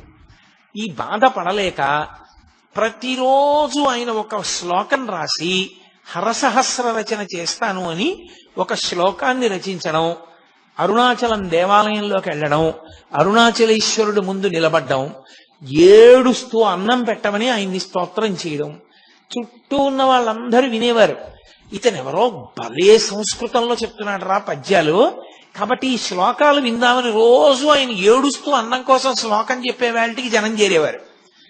చక్కగా శ్లోకం వినేవారు. ఆయన ఏడుస్తూ అన్నం అడగడం, ఆయన బాధ చెప్పుకోవడం వినేవారు. శ్లోకం బాగుందని వెళ్ళిపోయేవారు. అన్నం మాత్రం ఎవరు పెట్టేవారు కాదు. ఏమిటి పరీక్ష అనుకున్నారు. అలా 1000 శ్లోకాలు అయిపోయి. ఆ 1000 శ్లోకాలు అయిపోయిన తర్వాత ఆయన అరుణాచలేశ్వరుడి ముందు చెప్పారు, రేపు సాయంకాలం నేను 1000 శ్లోకాలు నీ ముందు చదువుతాను, అప్పుడైనా అన్నం పెడతావా అన్నారు. అని ఆ మరునాటి సాయంకాలం ఆయన అరుణాచలేశ్వరుడి ముందు నిలబడి 1000 శ్లోకాలు చదువుతారని తెలిసి ఎంతమంది జనం చుట్టుపక్కల ఊళ్ళ నుంచి కూడా వచ్చి అరుణాచలేశ్వరుడి దేవాలయ ప్రాంగణం అంతా నిండిపోయింది ఆ శ్లోకాలు వినడానికి. ఉద్దండ సంస్కృత పండితులతో సహా వచ్చారు. అందులో భగవాన్ రమణులు శేషాద్రి కూడా వచ్చారు. శేషాద్రి స్వామి భగవాన్ రమణులు ఇద్దరు వచ్చి ఇద్దరు చెరో మూల నక్కి కూర్చుని వింటున్నారు. కానీ పరమ ఆకలితో నీరసించిపోయి బాధతో ఉండి శ్లోకాలు చెప్తున్నారేమో కావ్యకంఠ గణపతి ముని గమనించలేదు. ఆయన 1000 శ్లోకాలు చెప్పి వలవల ఏడ్చేశారు అన్నం కోసం. అప్పటి వరకు మాట్లాడని వారు ఒక్కసారి ఆ ఊళ్ళో ఐశ్వర్యవంతులందరూ ముందుకొచ్చి, మేము సిగ్గుపడుతున్నాం, ఇన్ని శ్లోకాలు రచన చేస్తే హరసహస్రం చేస్తే తప్ప ఎవ్వరం అన్నం పెట్టలేదా మీకు? అన్నం పెట్టడం కాదు, మీలాంటి మహాపండితుడు అరుణాచల క్షేత్రాన్ని విడిచిపెట్టి వెళ్ళిపోవడానికి వీల్లేదు. అందుకే మీకు ఇక్కడ సంస్కృత పాఠశాలలో అధ్యాపకుడిగా ఉద్యోగం ఇస్తున్నాం అన్నారు. చాలా సంతోషం అన్నారు. సంస్కృత పాఠశాలలో అధ్యాపకుడిగా చేరారు. చిత్రం ఏమిటంటే వాళ్ళు నియమం పెట్టారు, మీరు తమిళ భాషలో చెప్పాలి, సంస్కృతంలో ఉన్న విషయాల్ని తమిళ భాషలో చెప్పాలి. కాబట్టి తమిళ భాషలో అనర్గళంగా మాట్లాడడం మీకు రావాలి అన్నారు. ఆయన అన్నారు, నాకు ఉద్యోగం ఇచ్చేసేయండి, నేను ముందు పాఠాలు చెప్పడం మొదలు పెడతాను, 10 రోజులు సమయం ఇవ్వండి, 10 రోజుల సమయంలో అనర్గళమైనటువంటి తమిళ భాషలో మాట్లాడి పిల్లలకు పాఠం చెప్తానన్నారు. అప్పటికి ఆయనకు ఒక ముక్క రాదు అందులో తమిళంలో. సరే చూద్దాం ఇంత గొప్ప కవి ఏమవుతుందో అని ఉద్యోగం ఇచ్చారు. 11వ రోజున ఆ కళాశాల ప్రధానోపాధ్యాయుడు అటుగా వస్తూ ఈయన 11వ రోజు వచ్చింది కదా ఏం చెప్తున్నాడని చూశారు. ఆయన మాట్లాడుతున్నటువంటి తమిళ భాష చూసి ఆయన తెల్లబోయారు, ఇంత గొప్ప తమిళం మనకు కూడా రాదు, 10 రోజుల్లో ఎక్కడ నేర్చుకున్నాడు రాని. అంతటి సరస్వతీ కటాక్షం. సరే సంస్కృత పాఠశాలలో చేరారు. విశాలాక్షమ్మ గారు కూడా కాపురానికి వచ్చారు. సంతోషంగా కాలం గడుపుతున్నారు. శివరామ శాస్త్రి కొంతకాలం అయిపోయిన తర్వాత నేను వెళ్ళిపోతానన్నాడు, ఇంటికి వెళ్ళిపోయాడు. నడుస్తుండగా అకస్మాత్తుగా ఆయనకు ఒక అనుమానం వచ్చి, ఏమిట్రా ఇలా ఎన్నాళ్ళు కూర్చుని ఎందుకు ఆ పాఠం చెప్పుకోవడం ఏమిటి, ఇంటికి రావడం ఏమిటి, పండితులందరూ చుట్టూ చేరడం ఏమిటి, వీళ్ళతో కావ్యగోష్ఠి ఏమిటి, అసలు నేను తపస్సు చేసి ఎన్నాళ్ళయింది, ఇలా కాదు, నాకు ఈ కావ్యాది విషయాల్లో ప్రవేశం ఉంది కానీ స్వరంతో నేను వేదం నేర్చుకోలేదు, కాబట్టి నేను వేదం నేర్చుకుంటానని ఒక వేద పాఠశాలలో చేరాడు. చేరి ఆ వేద పాఠశాలలో వేదాలన్నీ నేర్పేటటువంటి ఒక అధ్యాపకుడు ఉండేవారు. అనతి కాలంలో కొద్ది రోజుల్లోనే స్వరంతో వేదమంత్రాలన్నీ వచ్చేసాయి ఆయనకి. వచ్చేసి ఆయన సాయణాచార్యుల వారు చేసినటువంటి వేద భాష్యాలన్నీ చదివేసి వేదం నేర్పిన గురువు గారికి కొద్ది రోజుల్లోనే వేదమంత్రాలకి భాష్యం కూడా నేర్పారు. అంతటి ఉద్దండు కావ్యకంఠ గణపతి ముని అంటే, అంతటి సరస్వతీ కటాక్షం ఉన్నటువంటి మహానుభావుడు, అపర విఘ్నేశ్వర అవతారం ఆయన. కాబట్టి అటువంటి స్థితిలో ఉండే ఆయనకు ఒక రోజు అకస్మాత్తుగా ఆలోచన వచ్చింది. ఈ పైన మౌనస్వామి ఉన్నారంటారు కొండ మీద, అరుణాచలం వచ్చి నాళ్ళయింది, ఇంతమంది గుంపులు గుంపులుగా పోయి చూసి వస్తుంటారు, ఎప్పుడూ మాట్లాడంటారు, ఒక్కసారి ఆయన్ని చూసి వస్తే అనుకున్నారు. సరే ఎక్కడుంటారు ఏమిటి అని విశ్వనాథ అయ్యర్ అని ఆయన స్నేహితుడు, ఆయన్ని అడిగారు తీసుకెళ్ళమని. ఆయన సరే నేను తీసుకెడతాను, విరూపాక్ష గుహలో ఉంటారు రమ్మని తీసుకెడుతూ, అక్కడే పద్మనాభ స్వామి అని ఒక ఆయన ఉండేవాడు. ఆయన ఎప్పుడు రమణ మహర్షి మీద నిందా ప్రచారం చేస్తుండేవాడు. ఆయనకేం తెలుసు, ఆయనకేం తెలీదు, నేనే గొప్పవాడిని, నాకే అన్నీ తెలుసు అంటుండేవాడు. ఆ పద్మనాభ స్వామి మాటలు నమ్మి ఆయనకి అంతేవాసిగా మారిపోయాడు విశ్వనాథ అయ్యర్. ఈయనన్నాడు, రమణ మహర్షిది ఏం గొప్ప అండి, రమణుల సంగతి అలా వదిలి, అప్పటికి రమణులు అనేవారు కాదు, వెంకటరామన్ అనేవారు. వెంకటరామన్ ఏముందండి, ఆయనదేం గొప్ప కాదు, పద్మనాభ స్వామి వారు చాలా గొప్ప, మేము ఆయన శిష్యులం, ఆయన్ని చూపిస్తాను రండి అన్నారు. రమణులు ఎక్కడ ఉంటారని అడిగారు. విరూపాక్ష గుహలో ఉంటారు, అక్కడే పద్మనాభ స్వామి కూడా కూర్చుంటారన్నారు. సరే ఏదో మనకు కావలసింది దొరుకుతుందిగా పదండి అని చెప్పి వెళ్ళారు. వెళితే దురదృష్టం ఏమిటంటే ఆ రోజున విరూపాక్ష గుహలో స్వామి లేరు. స్వామి లేరు కదా, వెళ్ళిపోదాం అంటుంటే ఈయన అన్నారు, కాదు ఇక్కడ దగ్గరలో మామిడి చెట్టు కింద మా గురువుగారు పద్మనాభ స్వామి వారు కూర్చుని ఉంటారు, రండి వెడదామన్నారు. వెడుతున్నారు. చిత్రంగా ఆ లోపల పద్మనాభ స్వామి కూర్చున్నారు, బయట ఒక బండరాతి మీద భగవాన్ రమణులు కూర్చున్నారు. రమణులు అందరిలా ఇలా చూడరు, మీరు ఎప్పుడైనా చూశారో లేదో ఆయన చిత్రపటాలు, ఆయన చూపు గమ్మత్తుగా ఉంటుంది. ఏమిటో ఇలా చూస్తారు ఆయన. రామకృష్ణ పరమహంస చూపు గమ్మత్తుగా ఉంటుంది, భగవాన్ రమణుల యొక్క చూపు చాలా గమ్మత్తుగా ఉంటుంది. ఆయన ఇలా తలపెట్టి చూస్తూ ఉంటారు. ఆయన కావ్యకంఠ గణపతి ముని వంక అలా చూస్తున్నారు. ఆయన యొక్క తేజస్సు చూశారు కావ్యకంఠ గణపతి ముని. అబ్బా, సూర్యుని పగిది ఉన్నాడు రా మహానుభావుడని వంగి ఆయనకి నమస్కారం చేసి ఈ పద్మనాభ స్వామి వంక చూశారు. చూడగానే తెలిసిపోయింది ఆయన సమర్థత ఎటువంటిదో. ఆయనకి నమస్కారం చేయకుండా ఈయన దగ్గర కూర్చున్నారు. కూర్చునేటప్పటికి తీసుకొచ్చిన విశ్వనాథ అయ్యర్ గుండెలు జారిపోయి, అయ్య బాబోయ్ మా గురువు గారి పట్ల అపచారం అయిపోయింది, తర్వాత పిలిచి నన్ను దెబ్బలాడతారో ఏమిటో అలాంటివన్నీ తీసుకొచ్చాను. ఆయనకి కోపం వచ్చి ఆ పద్మనాభ స్వామికి, నువ్వేనా కావ్యకంఠ గణపతి మునివి, హరసహస్రం చెప్పిన వాడివి నువ్వేనా అరుణాచల దేవాలయంలో అని అడిగారు. అవునన్నారు. ఏది అంత పండితుడువా, శుక్లాంబరధరం విష్ణుం అన్న శ్లోకానికి విష్ణుపరంగా చెప్పు అన్నారు. వెంటనే శ్లోకాన్ని విష్ణుపరంగా చెప్పారు. చెప్పి మీరు నన్ను విష్ణుపరంగా అడిగారు, బ్రహ్మపరంగా కూడా చెప్తానని మళ్ళీ బ్రహ్మపరంగా అన్వయం చేశారు. చెప్పి పద్మనాభ స్వామి వంక చూసి, బ్రహ్మగారితో సమన్వయం చేయడం ఏమిటి, ఎదురుగుండా కనపడుతున్నటువంటి ఈ వెంకటరామన్ గారితో అన్వయం చేస్తాను చూడండి అన్నారు. అని శుక్లాంబరధరం, తెల్లటి గోచీ పెట్టుకుని ఉంటారు ఇప్పుడు, కాబట్టి తెల్లటి బట్ట కట్టుకున్నారు. విష్ణుం, ఆయన కీర్తి దిగ్దిగంతముల వ్యాపించింది. ఆయన అటువంటి స్థితిని పొందారు కాబట్టి విష్ణుం. శశివర్ణం, తెల్లగా మెరిసిపోతున్నారు కాబట్టి శశివర్ణం. చతుర్భుజం, చతుర్భుజం అంటే భుజం అంటే గెలిచినవాడు అని. కాబట్టి ఆయన మనో బుద్ధి చిత్త అహంకారములనేటటువంటి నాలుగింటిని కూడా భుజించేశాడు, గెలిచేశాడు. ఆయన గెలిచేసిన వాడు కాబట్టి చతుర్భుజం. ప్రసన్నవదనం, ఆయన ముఖం చూడండి ఎంత ప్రసన్నంగా ఉందో. కాబట్టి ప్రసన్నవదనం ధ్యాయేత్, అటువంటి ఆయన్ని ధ్యానం చేస్తే సర్వ విఘ్నోపశాంతయేత్, అన్ని విఘ్నములు పోతాయన్నాడు. అనేటప్పటికీ పద్మనాభ స్వామికి ఎక్కడ లేని బాధ పుట్టేసింది. చూశారు, కానీ ఒక్క చిన్న పొరపాటు పడ్డారు కావ్యకంఠ గణపతి. మరి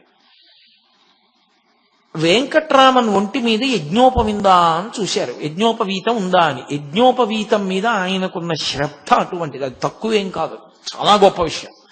అసలు యజ్ఞోపవీతం ఎందుకు వేసుకున్నాడో తెలియకుండా, జీవితంలో ఒక్కసారి గాయత్రి చేయకుండా, రేపు పెళ్ళనగా ఇవాళ యజ్ఞోపవీతాలు వేసుకున్నటువంటి దౌర్భాగ్యులకి దాని వైభవం అర్థం కాదేమో గాని, పుట్టిన దగ్గర నుంచి గర్భాష్టమంలో ఉపనయనం చేసుకుని సంధ్యావందనానికి ప్రాణం పెట్టే మహానుభావులకి యజ్ఞోపవీతం మీద అంత గౌరవం ఉంటుంది అంటే అందులో ఏమి తక్కువ భావం ఏం లేదు, దాన్ని ఏమి తక్కువ చేసి చూడవలసిన అవసరం ఏం లేదు.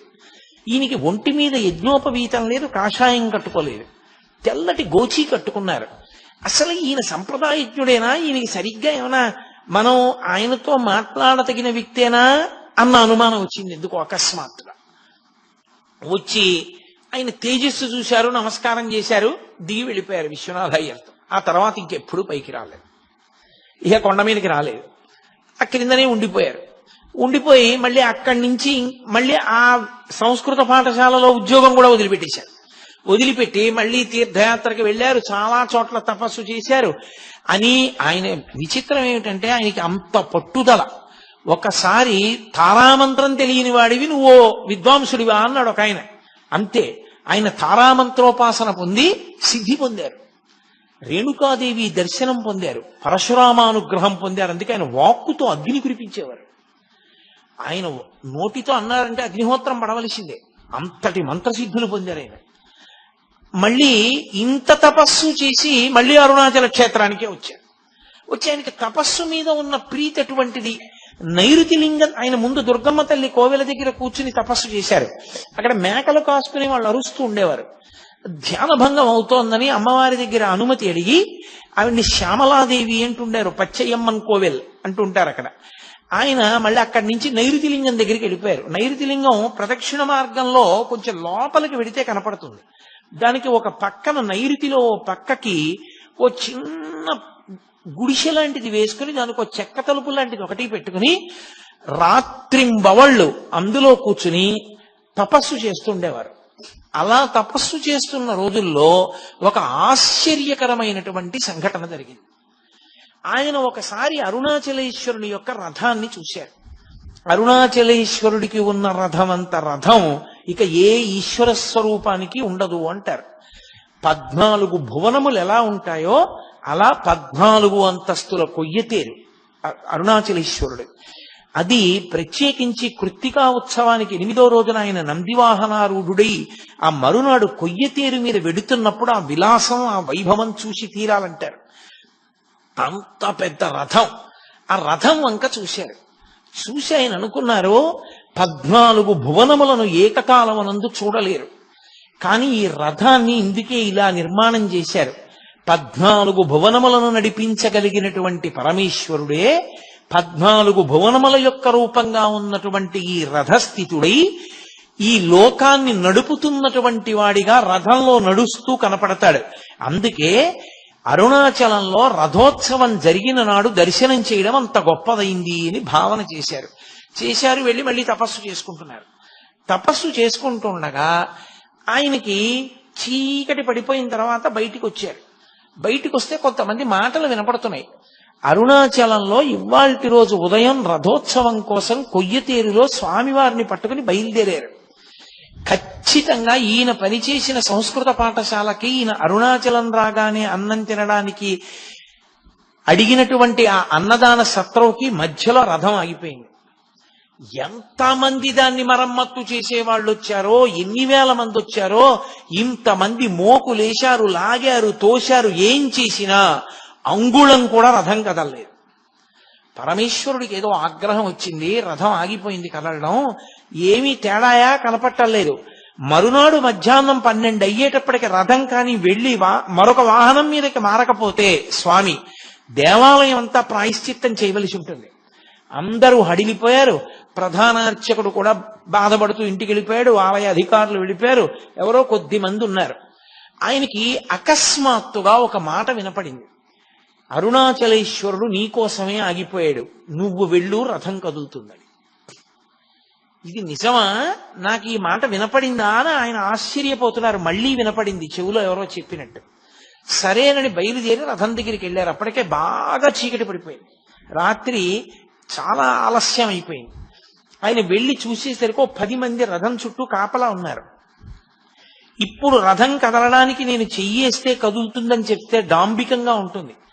ఈశ్వర, రేపు ఉదయం వస్తాను, నన్ను మన్నించండి అని వెళ్ళిపోయి మళ్ళీ ధ్యానానికి కూర్చున్నారు. అంతసేపు బడలిపోయి పడుకున్నారు, నిద్రపోయారు. ఈశ్వరుని యొక్క శాసనం, అంత బ్రహ్మముహూర్తంలో లేచేటటువంటి వ్యక్తి ఆ రోజు బాగా తెల్లవారిపోతే కానీ నిద్ర లేవాల. అంత మెల్లగా లేచి తను ఆ రోజు చెయ్యవలసినటువంటి అనుష్ఠానం చేస్తే తప్ప బయటికి వెళ్ళరు. స్నానం చేసి అనుష్ఠానం అంతా చేసుకునేటప్పటికి 10 అయిపోయింది. మళ్ళీ పరిగెత్తుకుంటూ రథం దగ్గరికి వచ్చేటప్పటికి ఇంకా నిపుణుల్ని తీసుకొచ్చారు, ఇంకా జనం వచ్చారు, మోకులేస్తున్నారు, లాగుతున్నారు, తోస్తున్నారు, అంగుళం కదలటం లేదు. ఈయన వాళ్ళందరినీ, మీరు కావ్యకంఠ గణపతి ముని చిత్రపటం చూశారో లేదో, చాలా సన్నగా ఉంటారు ఆయన. వీళ్ళందరినీ తప్పుకొమ్మని ఒక్కసారి దగ్గరికి వెళ్ళారు. వెళ్ళి అరుణాచలేశ్వరుడు ఎదురుగుండా నిలబడి రథంలో, అప్పా మీరు పిలిచారు, వచ్చాను, కాబట్టి ఇప్పుడు మీరు సంతోషంగా బయలుదేరండి, రథం కదలాలి స్వామి అని పక్కకెళ్ళారు. అంతే, రథం కదిలి రథం 12 గంటల లోపల దేవాలయానికి వెళ్ళిపోయింది. ఎవరో కావ్యకంఠ గణపతి మునిట ఇక్కడే సంస్కృత పాఠాలు చెప్పేవారట. ఆయన నైరుతిలింగం దగ్గర తపస్సు చేస్తున్నారట. ఆయన వస్తే రథం కదిలింది. ఏమిటి విచిత్రం అని ఆయన వెంటబడ్డారు జనం. ఆయన ఎవ్వరికీ కనపడకుండా బ్రాహ్మణ వీధిలోకి వెళ్ళిపోయి అక్కడ భోజనం చేశారు. విశ్వనాథ అయ్యర్ గారితో కలిసి భోజనం చేశారు. భోజనం చేసి వెంటనే ధ్యానంలోకి వెళ్ళిపోయారు. ఆ ధ్యానంలో ఆయనకు ఒక విషయం కనపడింది.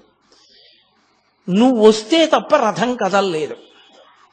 అంటే నువ్వు గొప్పవాడివని ప్రకటించడానికి రథం కదలలేదా? నువ్వు పరమభక్తుడివని లోకానికి తిరిగి చెప్పడం ప్రధానమా?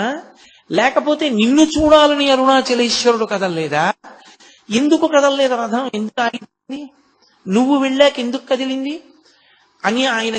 ఆ వాగ్రథం కదలాలంటే నువ్వు ఆయన దగ్గరికి వెళ్ళాలి. ఇతపూర్వం నువ్వు పొరపాటు పడ్డావు ఆయన గురించి.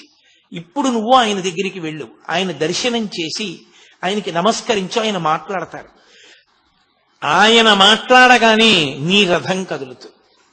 ఇన్నాళ్ళు తపస్సు అని తిరుగుతున్నావుగా, ఇప్పుడు అసలు తపస్సు అంటే ఏమిటో తెలిసి నీలోని రథం కదిలి అద్భుతమైనటువంటి కవనము, లోకాన్ని ఉద్ధరించగలిగినటువంటి స్తోత్రాలు, మంత్ర సంబంధమైనవి నీ నుండి జాలువారతాయి.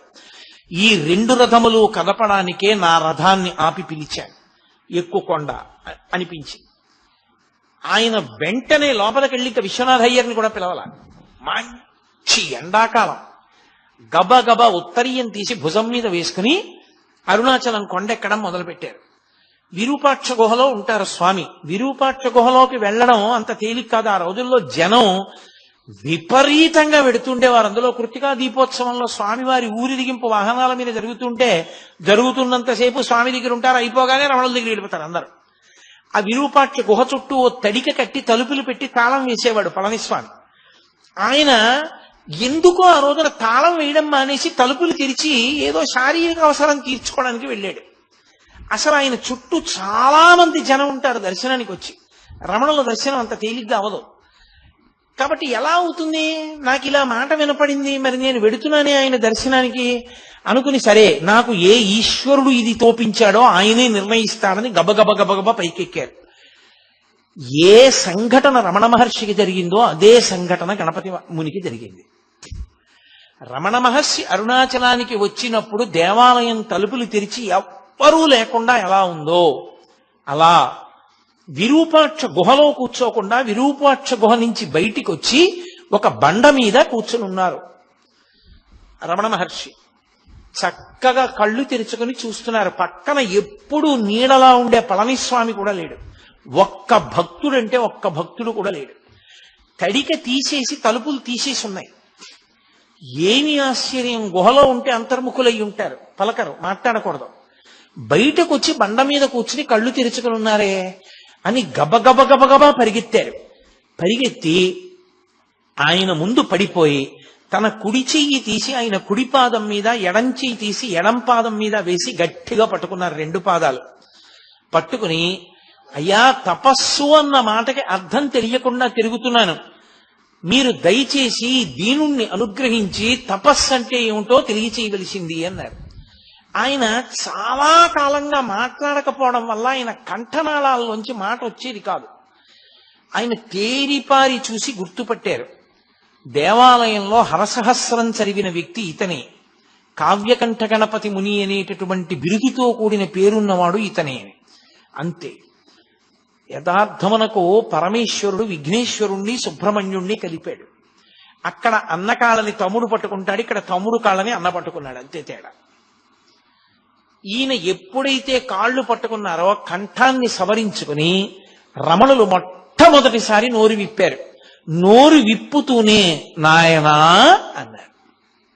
అందుకని కావ్యకంఠ గణపతి ముని పేరు నాయనా అని మారిపోయిన తర్వాత ఎప్పుడు ఎవరిని ఏమి మాట్లాడడం కాని పిలవడం చెయ్యడం లేనటువంటి స్వామి అకస్మాత్తుగా నాయనా అన్నారు. నాయనా అని ఎవరిని పిలుస్తారంటే బాగా లోపలికి దక్షిణ దేశంలో విఘ్నేశ్వరుణ్ణి పిలుస్తారు, నాయనా అంటారు. అది విఘ్నేశ్వరుడి పేరు పెట్టుకున్న మనుష్యుల్ని నాయన అని పిలవరు. ఎవరైనా ఒకవేళ ఏ వినాయక శాస్త్రనో పేరు పెట్టుకున్నారనుకోండి, ఆయన్ని నాయన అని పిలవరు. ఒక్క ఈశ్వరుణ్ణి, దేవాలయంలో ఉన్న స్వామినే నాయన అని పిలుస్తారు. నాయన అని గణపతి మునిని పిలిచారు. అంటే ఆయనకి ఏమి కనపడిందో మరి గణపతి మునిలో. నాయన అని పిలిచి, నువ్వు అడిగిన దానికి జవాబు చెప్తాను చూడు. మనకి నేను నేను అని ఒక భావన పుడుతూ ఉంటుంది లోపల నుంచి. అది ఎప్పుడూ లోపల నుంచి వస్తుంటుంది. అహం స్ఫురణ అనేవారు మహర్షి దాన్ని. నేను నేను నేను అన్న భావన వస్తూ ఉంటుంది. నేను ఉపన్యాసానికి వెళ్ళాలి, నేను పడుకోవాలి, నేను అలిసిపోయాను, నేను ఇవాళ పలహారం తక్కువ చేశాను, నేను అన్నం తిన్నాను, అలా నేను నేనంటుంటుంది. ఈ నేను నేనన్న భావన ఎక్కడి నుంచి పుడుతోందో ఆ మూలములలోకి వెళ్ళు. మనసుని ఆధారం చేసుకుని వెళ్ళు. ఏ మూలం దగ్గరికి వెడతావో ఆ మూలం దగ్గరికి వెళ్ళినప్పుడు మనసు అందులో లయమైపోతుంది. ఆ లయమైపోయినటువంటి చోటే తపస్సు యొక్క సిద్ధి పొందేటటువంటి చోటు. నువ్వు మంత్రజపం చేస్తున్నావు, మంత్రజపం చేసేటప్పుడు మంత్రము యొక్క నాదము ఎక్కడ మొదలవుతోందో, ఆ నాదం ప్రారంభ స్థానం ఎక్కడుందో అక్కడికి వెళ్ళు. వెనక్కి వెడితే ఆ స్థానమునందు ఆ మనసు లయమైపోతుంది. అదే తపస్సు అని 2 వాక్యాలు చెప్పారు. చెప్పగానే ఆయన ఆశ్చర్యపోయి, ఇన్ని గ్రంథాలు చదివాను, ఇంతమంది మహాత్ముల్ని కలిశాను, కానీ తపస్సన్న మాటని ఇంత అద్భుతంగా నిర్వచనం చేసినటువంటి వారు నాకు ఇప్పటి వరకు కనపడలేదు. నా అదృష్ట విశేషం మహానుభావ, మీ దర్శనమైంది. తపస్సు అన్న మాటకి నాకు ఇవాళ యథార్థమైనటువంటి అర్థము గోచరించింది, తప్పకుండా అలా చేస్తానన్నారు. అనగానే భగవాన్ అన్నారు, గుహలో కూర్చో, వెళ్ళి గుహలో కూర్చుని ధ్యానం చెయ్యి, తపస్సు చెయ్యి అన్నారు. అనగానే ఏమదృష్టం, రమణ మహర్షి బయట కూర్చుని తాను విరూపాక్ష గుహలో కూర్చోడం. వెంటనే గణపతి ముని ఆ విరూపాక్ష గుహలోకి వెళ్లి గుహలో కూర్చున్నారు. 1 గంట సేపు ధ్యానం చేశారు. రమణులు చెప్పినదేదో దాన్ని పూర్తిగా అనుభవించిన స్థాయి లేదు, కానీ మార్గం దొరికింది. సంతోషంతో మళ్ళీ బయటికి వచ్చారు. బయటికి వచ్చి ఆయనకి నమస్కరించే లోపల ఊరు వాడ ఈ వార్త తెలిసిపోయింది. కొండ మీద కూర్చున్నటువంటి మౌనస్వామి నోరు విప్పారట. ఎవరినో నాయనా అని పిలిచారట.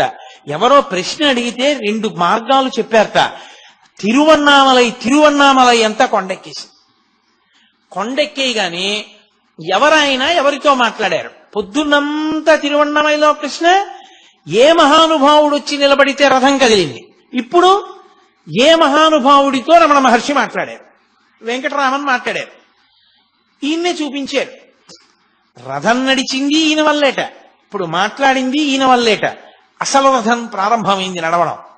వెంటనే రమణ మహర్షి చెప్పిన దానికి శ్లోక రూపం ఇచ్చి రమణ పంచకము అని రమణుల యొక్క తత్వం మీద 5 శ్లోకాలు చెప్తూ ఆయన అన్నారు, ఈయనకి వెంకటరామన్ కాదు, ఇక నుంచి భక్తులు ఆయన నామాన్ని జపం చేసుకోవడానికి వీలుగా ఆయన నామజపం చెయ్యడం చేత ఆయన అనుగ్రహంతో ప్రతిబంధకాల్ని పోగొట్టుకుని తత్వ విచారణ చెయ్యడానికి కావలసినటువంటి యోగ్యతని పొందడానికి అనువైన స్థితిని కలగడం కోసం ఈయనకి నేను రమణ అని పేరుంచుతున్నాను. ఆయన ఈయనకి నాయనా అని పేరుంచారు, ఈయన ఆయనకి రమణ అని పేరుంచారు. నిన్న చెప్పాను కదా, భగవంతుని యొక్క విభూతులన్నీ ఆయన ఎందున్న కారణం చేత భగవాన్ రమణ మహర్షి అని పేరుంచుతున్నానని ఇక నుంచి అందరూ ఆయన్ని అలా పిలవాలి అని శాసనం చేశారు. అప్పటి నుంచి లోకంలో ఆయనకి భగవాన్ రమణ మహర్షి అన్న పేరు వచ్చింది. సరే, కొంతకాలం అయింది. అప్పటి నుంచి కావ్యకంఠ గణపతి మునితో మాట్లాడుతుండేవారు. వచ్చే వాళ్ళతో కూడా అప్పుడప్పుడు నోరు విప్పి మాట్లాడడం మొదలు పెట్టారు రమణ మహర్షి. కొంతకాలం అయిన తర్వాత కావ్యకంఠ గణపతి ముని అడిగారు, నాకు కూడా ఒక గుహా ప్రాంతం ఏదైనా విడిదిగా ఇవ్వండి, నేను ఆ గుహలో కూర్చుని నేను కూడా తపస్సు చేసి ఉమాసహస్ర రచన చెయ్యాలని కోరికగా ఉంది. పరదేవతా నామములను 1000 నామములను నేను ఉమాసహస్రం అన్న పేరుతో రచన చెయ్యాలి. అందులో అమ్మవారికి సంబంధించినటువంటి బీజాక్షరములన్నిటినీ కూడా నిక్షిప్తం చేస్తానన్నారు. రమణ మహర్షి స్వయంగా కావ్యకంఠ గణపతి ముని చెయ్యి పట్టుకుని అక్కడే ఉన్నటువంటి మామిడి చెట్టు గుహ అంటారు, చ్యుత గుహ అని, ఆ గుహలోకి తీసుకెళ్లి నువ్వు ఇదిగో ఈ గుహా ప్రవేశం చేసి ఈ గుహలో కూర్చుని ఇక్కడ నుండి నువ్వు ఆ ఉమాసహస్ర రచన చేయవలసింది అన్నారు. 20 రోజుల లోపల ఈ సహస్రాన్ని పూర్తి చేస్తాను. 20వ రోజు అర్ధరాత్రి 12 గంటల వేల్టికి నేను ఈ ఉమాసహస్ర రచన పూర్తి చెయ్యలేకపోతే అప్పటి వరకు ఎంత రచన చేశానో ఆ రచన అంతా చింపేస్తానని ప్రతిజ్ఞ చేశాడు కావ్యకంఠ గణపతి ముని. అక్కడ వరకు బాగుంది. హరసహస్రమన్ని శ్లోకాలు రోజూ చదివినా పరమశివుడు అన్నం పెట్టలేదన్న కోపంతో హరసహస్రాన్ని చింపేశారు అంతకుముందు. అందులో ఏవో కొద్ది శ్లోకాలే మిగిలాయి. ఇక్కడ నడుస్తోంది. ప్రతిరోజు ఆ ఉమాసహస్రం ఆయన ధ్యానం చేస్తుండేవారు, దాన్ని రచన చేస్తుండేవారు. హెచ్ఎమ్మాళ్ అన్నం పట్టుకొచ్చి ఇస్తుండేది. ఒకరోజు అకస్మాత్తుగా ఆయనకి ఉదయం 7 గంటలకే విపరీతమైన ఆకలేసేసింది. అది అమ్మవారి ఉపాసనలో ఉండేటటువంటి ఒక వైచిత్రి. అమ్మవారి ఉపాసన చేసేటటువంటి వాళ్ళకి బాగా తెలుస్తుంది. అకస్మాత్తుగా వాళ్ళకి పిచ్చాకలేస్తుంది. అంత పిచ్చాకలేస్తే నిజంగా మీరు తీసుకొచ్చి అన్నం పెట్టారనుకోండి, అన్నం చూడగానే త్రేణుపొచ్చి వెళ్ళిపోతారు. అన్నం కిందంత కడుపు నిండిపోతాయి. కానీ పిచ్చి ఆకలేస్తూ ఉంటుంది. రామకృష్ణ పరమహంసకు అలాగే వేస్తుంటే వాళ్ళ గురువు గారు ఆయనతో ఉండేటటువంటి అంతేవాసి తీసుకెళ్లి అన్నం కుంభం చూపించారు. చూపించగానే ఆయనకి త్రేణుపొచ్చింది. కాబట్టి ఈయనకి విశేషమైన ఆకలేసేస్తోంది ఉదయం 7 గంటలకి. రాత్రి పాలు తాగుతారు.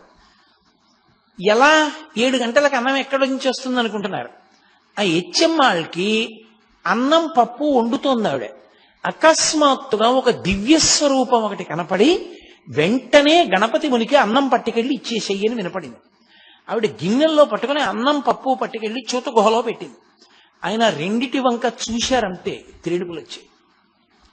17 రోజులైంది. 4 వంతులు పూర్తయిపోయింది ఉమాసహస్రం.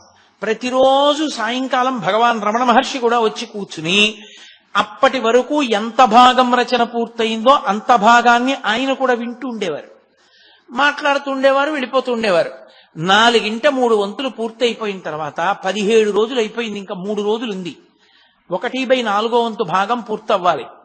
వేలు మీద పెద్ద గోరు చుట్టు పుట్టింది. విపరీతమైనటువంటి పోటు. కలం ఇలా పట్టుకోలేకపోయారు. అలాగే ఇంకొక్క రోజు మాత్రమే మిగిలింది. ఒక్క శ్లోకం కూడా రచన చేయలేదు.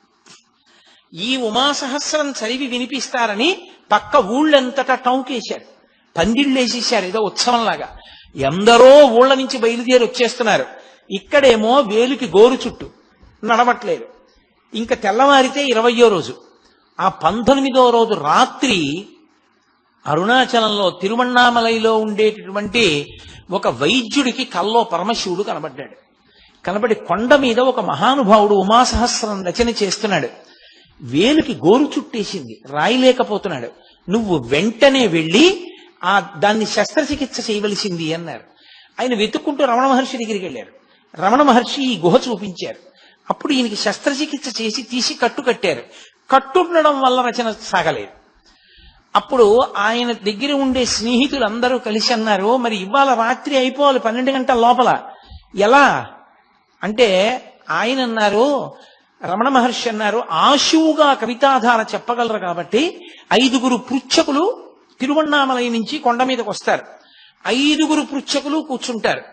5 వృత్తాలలో ఇన్ని శ్లోకాలని వీరు ఆశువుగా చెప్తుంటే వాళ్ళు రాసేస్తారు. ఇటు తిరిగి ఇటు తిరిగి ఇటు తిరిగి ఇటు తిరిగి ఇటు తిరిగి చెప్పేస్తుంటే వాళ్ళు రాసేస్తుంటారు. 5 పృచ్ఛకులు కాగితాలు కలాలు పట్టుకుని ఆ లేఖకులు వచ్చేసి కూర్చున్నారు.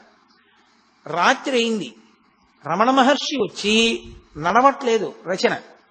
రమణ మహర్షి వచ్చి ఏమీ పర్వాలేదు, ఇక నడుస్తుంది, మొదలు పెట్టండి అన్నారు. అని కావ్యకంఠ గణపతి ముని వెనక్కి వెళ్లి కూర్చుని సమాధిలోకి వెళ్ళిపోయారు. ఆయన సమాధిలోకి వెళ్ళిపోయారు. కావ్యకంఠ గణపతి ముని యొక్క నోటి వెంట వరద కింద వెళ్ళిపోయింది ఉమాసహస్రం. రాత్రి 12 కన్నా ముందే ఉమాసహస్రం పూర్తి అయిపోయింది. 5 రాసేశారు. అమ్మయ్య అయిపోయింది సహస్రం అన్నారు. రమణులు ఒక్కసారి బహిర్ముఖులై, నేను చెప్పినదంతా రాసుకున్నారా అని అడిగారు. అప్పుడు కావ్యకంఠ గణపతి ముని అన్నారు, పలికిన వాణ్ణి నేను, నా లోపల 12 లోపల పలికించడానికి గురువు అనుగ్రహంగా రమణులే చేరి బుద్ధి ప్రకాశం చేసి నా చేత పలికించారని. ఆ ఉమాసహస్రం ఎంత మంది చేతనో కొనియాడబడేటటువంటి గ్రంథం. అమ్మవారి బీజాక్షరముల యొక్క సంపుటీకరణంతో అమ్మవారి వైభవాన్ని అంత గొప్పగా కీర్తించేటటువంటిది. లక్ష్మీకాంతం గారని కావ్యకంఠ గణపతి మునికి చాలా అంతేవాసి. ఆయన మహానుభావుడు నాయన అన్న పేరుతో కావ్యకంఠ గణపతి ముని మీద ప్రత్యేకంగా ఒక పుస్తకం రాశారు. ఆ పుస్తకంలో ఈ ఉమాసహస్రంలో ఉండేటటువంటి కొన్ని శ్లోకాలని కూడా ఆయన అందులో చేర్చి చూపించారు. కాబట్టి అంత గొప్పగా ఉమాసహస్రం పూర్తయింది. తర్వాత శుద్ధప్రతులు పూర్తయ్యాయి. తన చేత రమణ మహర్షియే ఉమాసహస్రం పూర్తి చేయించి లోకానికి అందించారు అని కావ్యకంఠ గణపతి మునికి భగవాన్ రమణులంటే విశేషమైనటువంటి గురుభక్తి. ఎప్పుడూ ఆయన్ని గురుభావనతోనే చూస్తుండేవారు.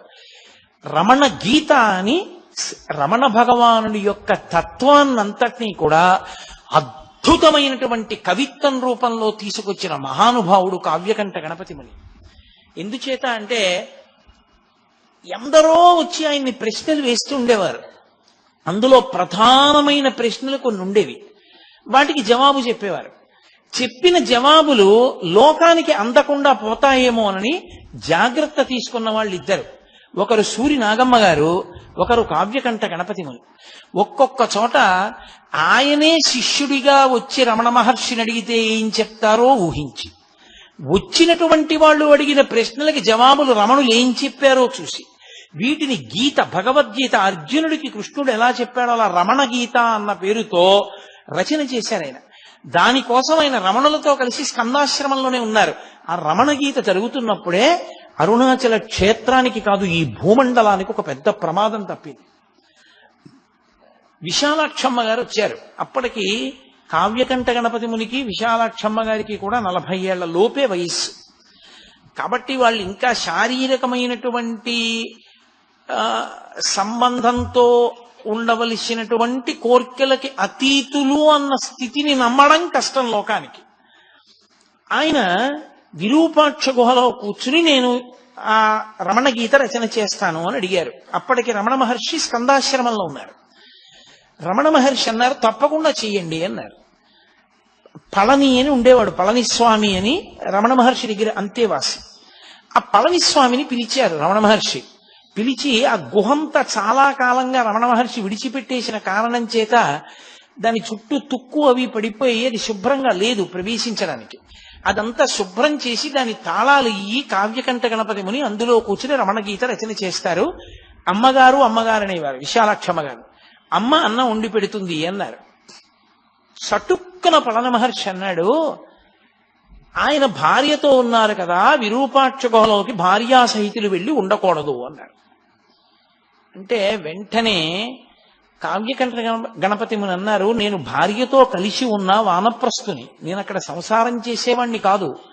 నేను ఎటువంటి వాణ్ణో రమణులకు తెలుసు. రమణులు నాకు తాళం ఇస్తే రమణులు నన్ను వెళ్ళమంటే లోకం నమ్ముతుందన్నారు. వెంటనే రమణ మహర్షి భృకుటి చిప్పించి పళనిస్వామి వంక తిరిగి, నువ్వు ఆ గుహంతా శుభ్రం చేసి ఆయనకి తాళం ఇయ్యి లోపలికి ఎడతారు అన్నారు.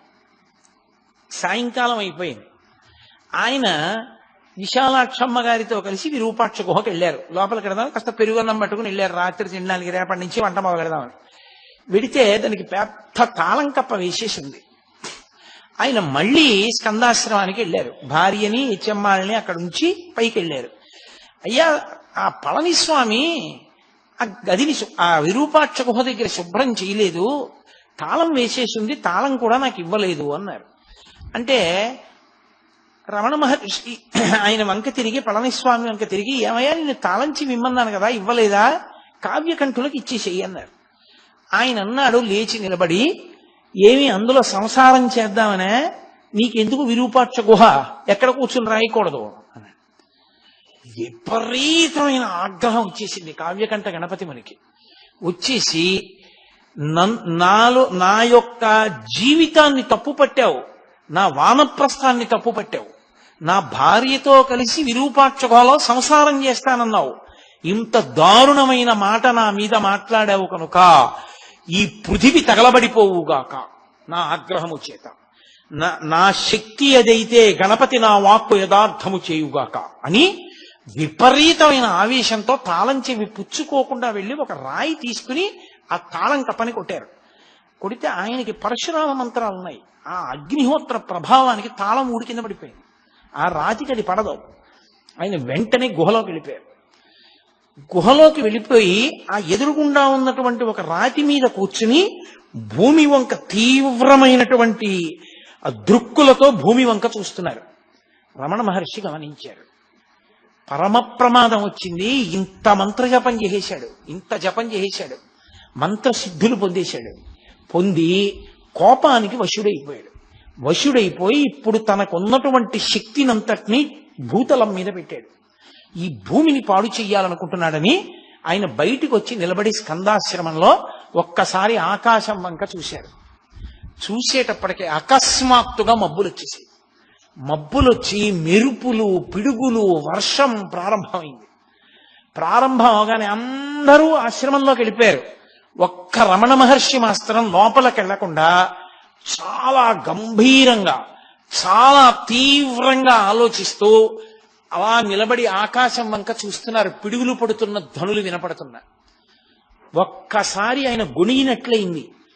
ఈ భూతలం 14 భువనములు పాడైపోవాలన్నాడు. 14 భువనములు పాడైపోవడం కన్నా 14 భువనముల స్వరూపమైన అరుణాచలేశ్వరుని యొక్క రథము తగలబడిపోవుగాక అన్నాడు. అనగానే పిడుగు వెళ్ళి అరుణాచలేశ్వరుడి యొక్క రథం మీద పడి ఆ రథం కాలిపోయింది. కాలిపోవడం ఏమిటి, మీరు ఎవరైనా వెళ్ళిన వాళ్ళు ఉంటే తెలుస్తుంది. స్కందాశ్రమం నుంచి విరూపాక్ష గుహకి దగ్గరగానే ఉంటుంది దారి, కానీ చాలా కష్టం నడవడం. ఎంత జాగ్రత్తగానో నడవాలి, కాళ్ళు జారిపోతాయి. అందున అంత వర్షం పడినప్పుడు జారి పడిపోతారు. అతి వేగంతో వచ్చేసి విరూపాక్ష గుహలోకి వెళ్ళి కావ్యకంఠ గణపతి ముని చేయి పట్టుకున్నారు. పట్టుకోగానే గురువు గారు వచ్చారని లేచి నిలబడ్డారు. నాకు చేతిలో చెయ్యి వేసి ప్రమాణం చెయ్యి అన్నారు. దేనికన్నారు కావ్యకంఠ గణపతి ముని. ఇన్ని మంత్రసిద్ధులు పొందావు, కానీ కోపానికి వశపడి లోకాన్నే పాడు చెయ్యాలనుకున్నావు, ఇంకెప్పుడు జీవితంలో కోపానికి వశపడదని ప్రమాణం చెయ్యి అన్నారు. వెంటనే చేతిలో చెయ్యేసి ప్రమాణం చేశారు, ఇంకెప్పుడు నేను కోపానికి వశుణ్ణి కాదని. అందుకే స్థాయిని బట్టి కోపాన్ని అణుచుకునే శక్తి లేకపోతే ఉపద్రవాలు వస్తాయి. ఆ రోజున అరుణాచలేశ్వరుడి రథం తగలబడిపోయింది. తగలపడిపోవడం వల్ల రమణులు అన్నారు, పోన్లేండి ఈ కారణం చేత స్వామికి కొత్త రథం ఏర్పడింది అన్నారు. మళ్ళీ నూతనమైనటువంటి రథాన్ని స్వామికి తయారు చేశారు. కావ్యకంఠ గణపతి ముని యొక్క వాక్కు అంత ప్రమాదకరం, అంటే అంత శక్తివంతమైంది. అన్ని మంత్రముల యొక్క ఉపాసన, అన్ని సిద్ధులను పొందారు మహానుభావుడైన. అటువంటి వ్యక్తి అరుణాచలంలోనే ఉండి స్కందాశ్రమానికి వెళ్ళిపోయారు. తర్వాత విరూపాక్ష గుహలో ఆయన కూర్చోలేకపోయారు. ఆ ఎండ వేడికి లోపల గాలి లేక అందులో కూర్చోలేక భార్యని చెన్నై పంపించేసి ఆయన స్కందాశ్రమానికి వెళ్ళిపోయారు. వెళ్ళిపోయి ఆ స్కందాశ్రమంలో రమణ మహర్షితోటే కూర్చుని ఆ రమణ గీత పూర్తి చేశారు. ఆ రమణ గీత పూర్తయిపోయిన తర్వాత ఆయన అసలు భగవాన్ రమణుల యొక్క తత్వం లోకంలో ప్రకాశించడానికి, రమణ వైభవం ప్రకాశించడానికి చాలా చాలా కారణభూతులైన వ్యక్తుల్లో ఒకరు కావ్యకంఠ గణపతి ముని. అసలు ఇంకా యథార్థంగా చెప్పాలంటే వాళ్ళిద్దరూ విఘ్నేశ్వర సుబ్రహ్మణ్య స్వరూపాలు. వాళ్ళిద్దరూ కలిసి జీవితంలో అపురూపమైన సంఘటనలకు కారణమయ్యారు అరుణాచల క్షేత్రంలో. ఇద్దరికీ అరుణాచల క్షేత్రంతో అంత సంబంధం.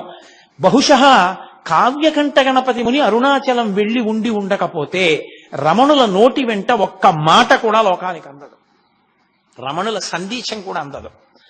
కావ్యకంఠ గణపతి ముని కారణంగానే ఆ రథం కదిలింది. అది తరువాతి కాలంలో ఎందరికో మార్గదర్శనమైంది. ఆ తరువాత తిరువత్తూరు వెళ్ళిపోయారు. నేను యాత్రకు వెడతాను అని చెప్పి బయలుదేరారు. రమణుల నోటి వెంట ఏదీ అనవసరంగా రాదు. యాత్రకు బయలుదేరుతుంటే రమణులు అన్నారు, మీతో వాసుదేవ శాస్త్రిని తీసుకెళ్ళండి అన్నారు. ఎందుకన్నారో అలా అని వాసుదేవ శాస్త్రిని కూడా తీసుకెళ్లి చెన్నైలో బయలుదేరుతూ అన్నారు, అనవసరంగా రమణులు ఇతన్ని పంపించారు, ఎందుకు పంపించారో అని ఇవాళ మనం ఏ దిక్కుగా వెడదామని అడిగారు వాసుదేవ శాస్త్రిని. ఆయన అన్నాడు, మనం తిరువత్తూరు దిశగా వెడదాం, దానికి ఆదిక్షేత్రం అని పేరు, అదే మొదటి క్షేత్రం, అటు వెడదామన్నాడు. తిరువత్తూరు వెళ్ళారు. అక్కడే కావ్యకంఠ గణపతి మునికి కపాలి శాస్త్రితో అనుబంధం ఏర్పడింది. కపాల శాస్త్రి పుస్తకాలు మీలో ఎవరైనా చదివారేమో నాకు తెలియదు. కావ్యకంఠ గణపతి ముని ఎంతటి మహాప్రకాండుడో, ఎంతటి సంస్కృత భాషా ధురీనుడో, అంతటి గొప్ప రచనా వైభవం ఉన్నవాడు, మహావేదాంతి ఆయన కూడా. కపాలి శాస్త్రి ఎన్నో గ్రంథాలు రచించారు. ఆయన ఇటు రమణులతోటి అటు అరవిందులతోటి కూడా సంబంధం ఉన్న వ్యక్తి. కాబట్టి అటువంటి ఆయన ఒక పాడుపడిపోయినటువంటి విఘ్నేశ్వర దేవాలయంలో కూర్చుని 20 రోజుల నేను ఇక్కడ 18 రోజుల పాటు రమణులు నాకు ఎటువంటి తత్వాన్ని తపస్సుకి చెప్పారో అటువంటి తపస్సు చేస్తాను అని పగటి పూట అన్నం తినడం కూడా మానేసి ద్రవ పదార్థం ఒక్కటే పుచ్చుకునేవారు. 18 రోజులు అయిపోయిన తర్వాత ఇక్కడ కావ్యకంఠ గణపతి ముని కూర్చుని జపం చేస్తున్నారు. మంచి సమాధిలోకి ప్రవేశించే ప్రయత్నంలో ఉన్నారు. ఆయన చెప్పిన మార్గంలో లోపలికి వెళ్ళి అన్వేషిస్తున్నారు, ఎక్కడి నుంచి పుడుతోంది నేనన్న భావన అన్నది. ఆయన చేస్తుండగా సాయంకాలం 4 అలా అవుతుండగా విపరీతమైన నీరసం వచ్చేసి అసలు కూర్చోలేక శవాసనం వేసేసి శవాసనం మీ అందరికీ తెలిసిన్నదే, నేల మీద పడుకుని నా గురువు రమణ భగవానులు ఉంటే బావుణ్ణు అన్నారు. ఆశ్చర్యం ఏం జరిగిందంటే, అక్కడ అరుణాచలంలో రమణ మహర్షి ఎక్కడ కూర్చుని ఉన్నారో అక్కడి నుంచి ఒక్క ఎగురు పైకి ఎగిరి కింద పడ్డారు ఆసనం మీద.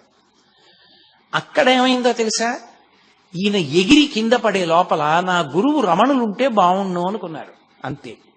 శవాసనం వేసి పడుకున్న కావ్యకంఠ గణపతి ముని యొక్క గుండెల మీద ఎడంచి పెట్టి గట్టిగా నొక్కి కుడి చేతిని ఆ బ్రహ్మరంధ్రం దగ్గర మాడు దగ్గర పెట్టి నొక్కారు రమణ మహర్షి.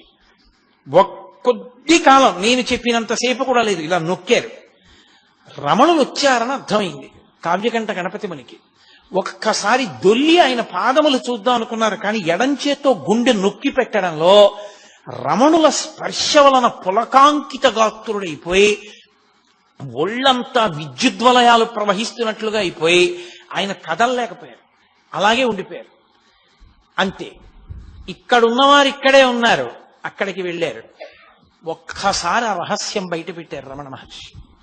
తన నోటి వెంట తానే ఒక్కసారి జారిపోయారు నోరు.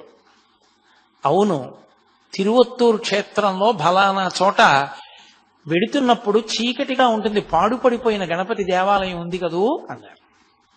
ఎప్పుడూ తిరువణ్ణామలై విడిచిపెట్టి వెళ్ళని వ్యక్తికి ఎలా తెలుసది? ఆయన వెళ్ళారు. అక్కడికి వెళ్ళి కావ్యకంఠ గణపతి మునికి సూక్ష్మ శరీరంతో వెళ్ళి హస్తదీక్ష ఇచ్చారు.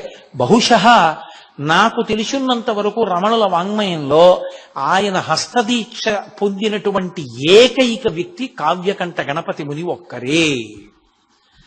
వాళ్ళిద్దరి అనుబంధం అటువంటిది. ఆ తరువాత అక్కడ 20 రోజులు దీక్ష పూర్తి చేసేశారు. పూర్తి చేసి చాలా ప్రదేశాలు తిరిగారు, వచ్చారు.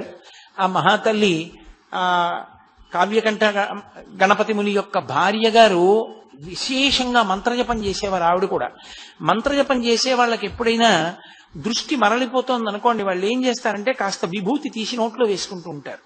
ఆవిడికి తరచుగా విభూతి తీసుకోవడం అలవాటు.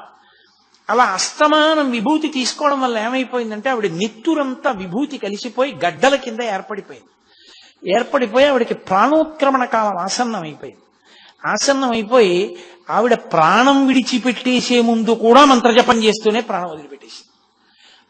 ఆవిడే నిరంజనానంద స్వామి వారిని వేడుకుని ఆ మాతృభూతేశ్వరాలయంలో వెనక శ్రీచక్రం ఉండాలి అని చెప్పి నిరంజనానంద స్వామి వారిని బ్రతిమాలి శ్రీచక్రం అక్కడ ఉండేటట్టుగా ఉత్సాహం తీసుకొచ్చినటువంటి వ్యక్తి కావ్యకంఠ గణపతి ముని గారి భార్య అయినటువంటి విశాలాక్షమ్మ గారి. అంతటి అనుబంధం. తరువాతి కాలంలో కొన్ని కారణాలు జరిగాయి, అవి ఇప్పుడు అప్రస్తుతం. ఆ కొన్ని కారణముల చేత ఉత్తర భారతదేశం వైపుకు వెళ్లారు. అరబిందో ఆశ్రమానికి వెళ్ళవలసి వచ్చింది కావ్యకంఠ గణపతి ముని. ఆశ్రమానికి వెళ్లి అక్కడి నుంచి మళ్ళీ కలువరాయి వెళ్లి ఆశ్రమ నిర్మాణం చేసుకుని అక్కడి నుంచి బయలుదేరి ఆయన జీవితంలో చేసినటువంటి కించిత్ తొందరపాటు అనవలసి ఉంటుందేమో మహాత్ముల విషయంలో, అలా ఎంచి చూడడం మంచిది కాదేమో, వాళ్ళ జీవితానికి వాళ్లే తీర్పు చెప్పుకోవాలనుకుంటారేమో. ఆయన ఖర్గపూర్ వెళ్ళారు. వెడితే ఈయన సాక్షాత్ గణపతి అంశ అని తెలిసిన కారణం చేత చూసే భక్తులందరూ సంతోషిస్తారు కదా అని గణపతి నవరాత్రి ఉత్సవాల్లో కావ్యకంఠ గణపతి మునినే విఘ్నేశ్వరుడిగా తీసుకెళ్లి కూర్చోపెట్టి ఆవాహన మంత్రం దగ్గర నుంచి చెప్పేసి అక్కడ అర్చన చేసే బ్రాహ్మణుడు ఏం చేశాడంటే పూజ అంతా చేయించి నీరాజనమిచ్చి ఉద్వాసన మంత్రం చెప్పేశాడు. ఉద్వాసన మంత్రం చెప్తే అయిపోయింది, ఇంకా వెళ్ళిపోమ్మని. అది మొట్టమొదటి ప్రమాద ఘంటిక. ఆ ఉద్వాసన మంత్రం చెప్పగానే ఆయన నవ్వారు. ఆ తరువాత ఆయన ఎవ్వరితో నోరు విప్పి చెప్పేవారు కాదు. సరి అయిన పండ్ల రసం కూడా లేక చాలా కష్టపడ్డారు పాపం మహానుభావుడు. కష్టపడి నేను మీతో మనవి చేశానే, ఆయనకి అత్యంత దగ్గర వారు లక్ష్మీకాంతం గారని. ఆయన వెళ్ళినప్పుడు ఏమైందంటే బ్రహ్మాండమైనటువంటి వర్షం పడింది. లక్ష్మీకాంతం గారు వెళ్ళినప్పుడు ఈ కావ్యకంఠ గణపతి మునప్పుడు ఒక పాకలో ఉన్నారు. పాకంతా కురిసేసింది. అంతటి మహానుభావుడు అటువంటి స్థితిలో ఉన్నారు ఆ సమయంలో, కష్టకాలం. ఆయన పడుకున్న మంచం తప్ప మిగిలిన చోటంతా వాన కురిసేస్తోంది. లక్ష్మీకాంతం గారు అన్నారు, ఎందుకు ఇక్కడ ఆ ఖర్గపూర్లోని తెలిసి ఉన్నటువంటి మిత్రుడు ఉన్నాడు, అతని ఇంటికి వెళ్ళిపోదురు కానీ పోనీ మీకు ఏదైనా సమయం ఉంటే చెప్పండి, ముహూర్తం ఉంటే అప్పుడే వెడదాం అన్నారు. ఆయన ఒక నవ్వు నవ్వి రేపు మధ్యాహ్నం 2:30 వెళ్ళిపోతుంది అన్నారు. ఈయన అనుకున్నారు 2:30కి బయలుదేరతారు అనుకున్నారు. ఇంతలో అకస్మాత్తు పనిచ్చి కలకత్తా వెళ్ళవలసి వచ్చింది. ఆయన నేను వస్తాను రేపు మళ్ళీ అని అన్నారు. 12 గంటలకు ఆయన లక్ష్మీకాంతం గారు ఆఫీస్ నుంచి తిరిగి వచ్చి మళ్ళీ ఖర్గపూర్ బయలుదేరదామని బయలుదేరుతున్నారు. 12 గంటలకు ఆయన బట్టలు వేసుకుని బయటికి వచ్చి తాళం వేయబోతున్నారు. భార్యను అక్కడ ఉంచారు శుశ్రూషకి. పక్కింటి ఆవిడ వచ్చి, అయ్యో అన్నయ్య గారు బయలుదేరుతున్నారా, కొద్దిగా టీ తాగి వెళ్ళండి అన్నారు. కొద్దిగా టీ తాగి వెళ్ళమంటున్నారు కదా అని ఆయన ప్రభావం వెళ్ళిపోవలసిన సమయం ఆసన్నం అయిపోయింది. 12 గంటలకి ఆవిడ టీ తెచ్చేదాకా కదా అని అక్కడ పరుపు కనపడితే దాని మీద పడుకున్నారు. ఆవిడ వచ్చి అరిచి అరిచి అరిచింది. ఆయన లేవల. ఏంటి ఇంత ముద్దు నిద్రపోయారు ఇవ్వాలని ఆవిడ వెళ్ళిపోయింది టీ పట్టుకుని. పైన గడియారం 12:30 కొట్టింది, 1 గంట కొట్టింది, 1 గంటన్నర కొట్టింది, 2 కొట్టింది, 2:30 కొట్టింది. చిత్రం ఏమిటో తెలుసా, 12 కొట్టడం అయిపోయింది. అందుని ఎక్కువ మాటలు కొట్టదు ఇంకా. ఎందుకని 12:30కు ఒక్క మాటే, 1 గంటకు ఒక్క మాటే, 1 గంటన్నరకు ఒక్క మాటే, 2కి 2 మాటలే, 2:30కి మళ్ళీ ఒక మాటే, ఒక మాట కొట్టింది తెలివి వచ్చింది. 2:30 ఇలా చూశారు, అబ్బా 2:30 అయిపోయిందని. అకస్మాత్తుగా 2:30కి పాక విడిచిపెట్టి వెళ్ళడం కాదు, శరీరం విడిచిపెట్టేస్తున్నారనిపించింది. వదిలిపెట్టేశారు కావ్యకంఠ గణపతి ముని. ఆయన గబగబా బయలుదేరి వెళ్ళారు. ఏ సమయానికి తాను ఇల్లు మారతానన్నారో ఆ సమయానికి శరీరం వదిలేశారు. వదిలిపెట్టేసిన తర్వాత ఆయన శరీరాన్ని దహనం చేయాలా సమాధి చెయ్యాలా అనో పెద్ద చర్చ. అంటే ఆయన యజ్ఞోపవీతాన్ని విడిచిపెట్టలేదు. ఆ కారణం చేత ఆయనకి సమాధి ఇష్టం లేదు.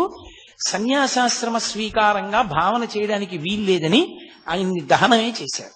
చేసి మహానుభావుడు అవతార పురుషుడుగా వచ్చినటువంటి వ్యక్తి, నేను అరుణాచలంతో ఉన్న సంబంధం, రమణులతో ఉన్న సంబంధం వరకే నేను ఇవాళ స్పృశించాను.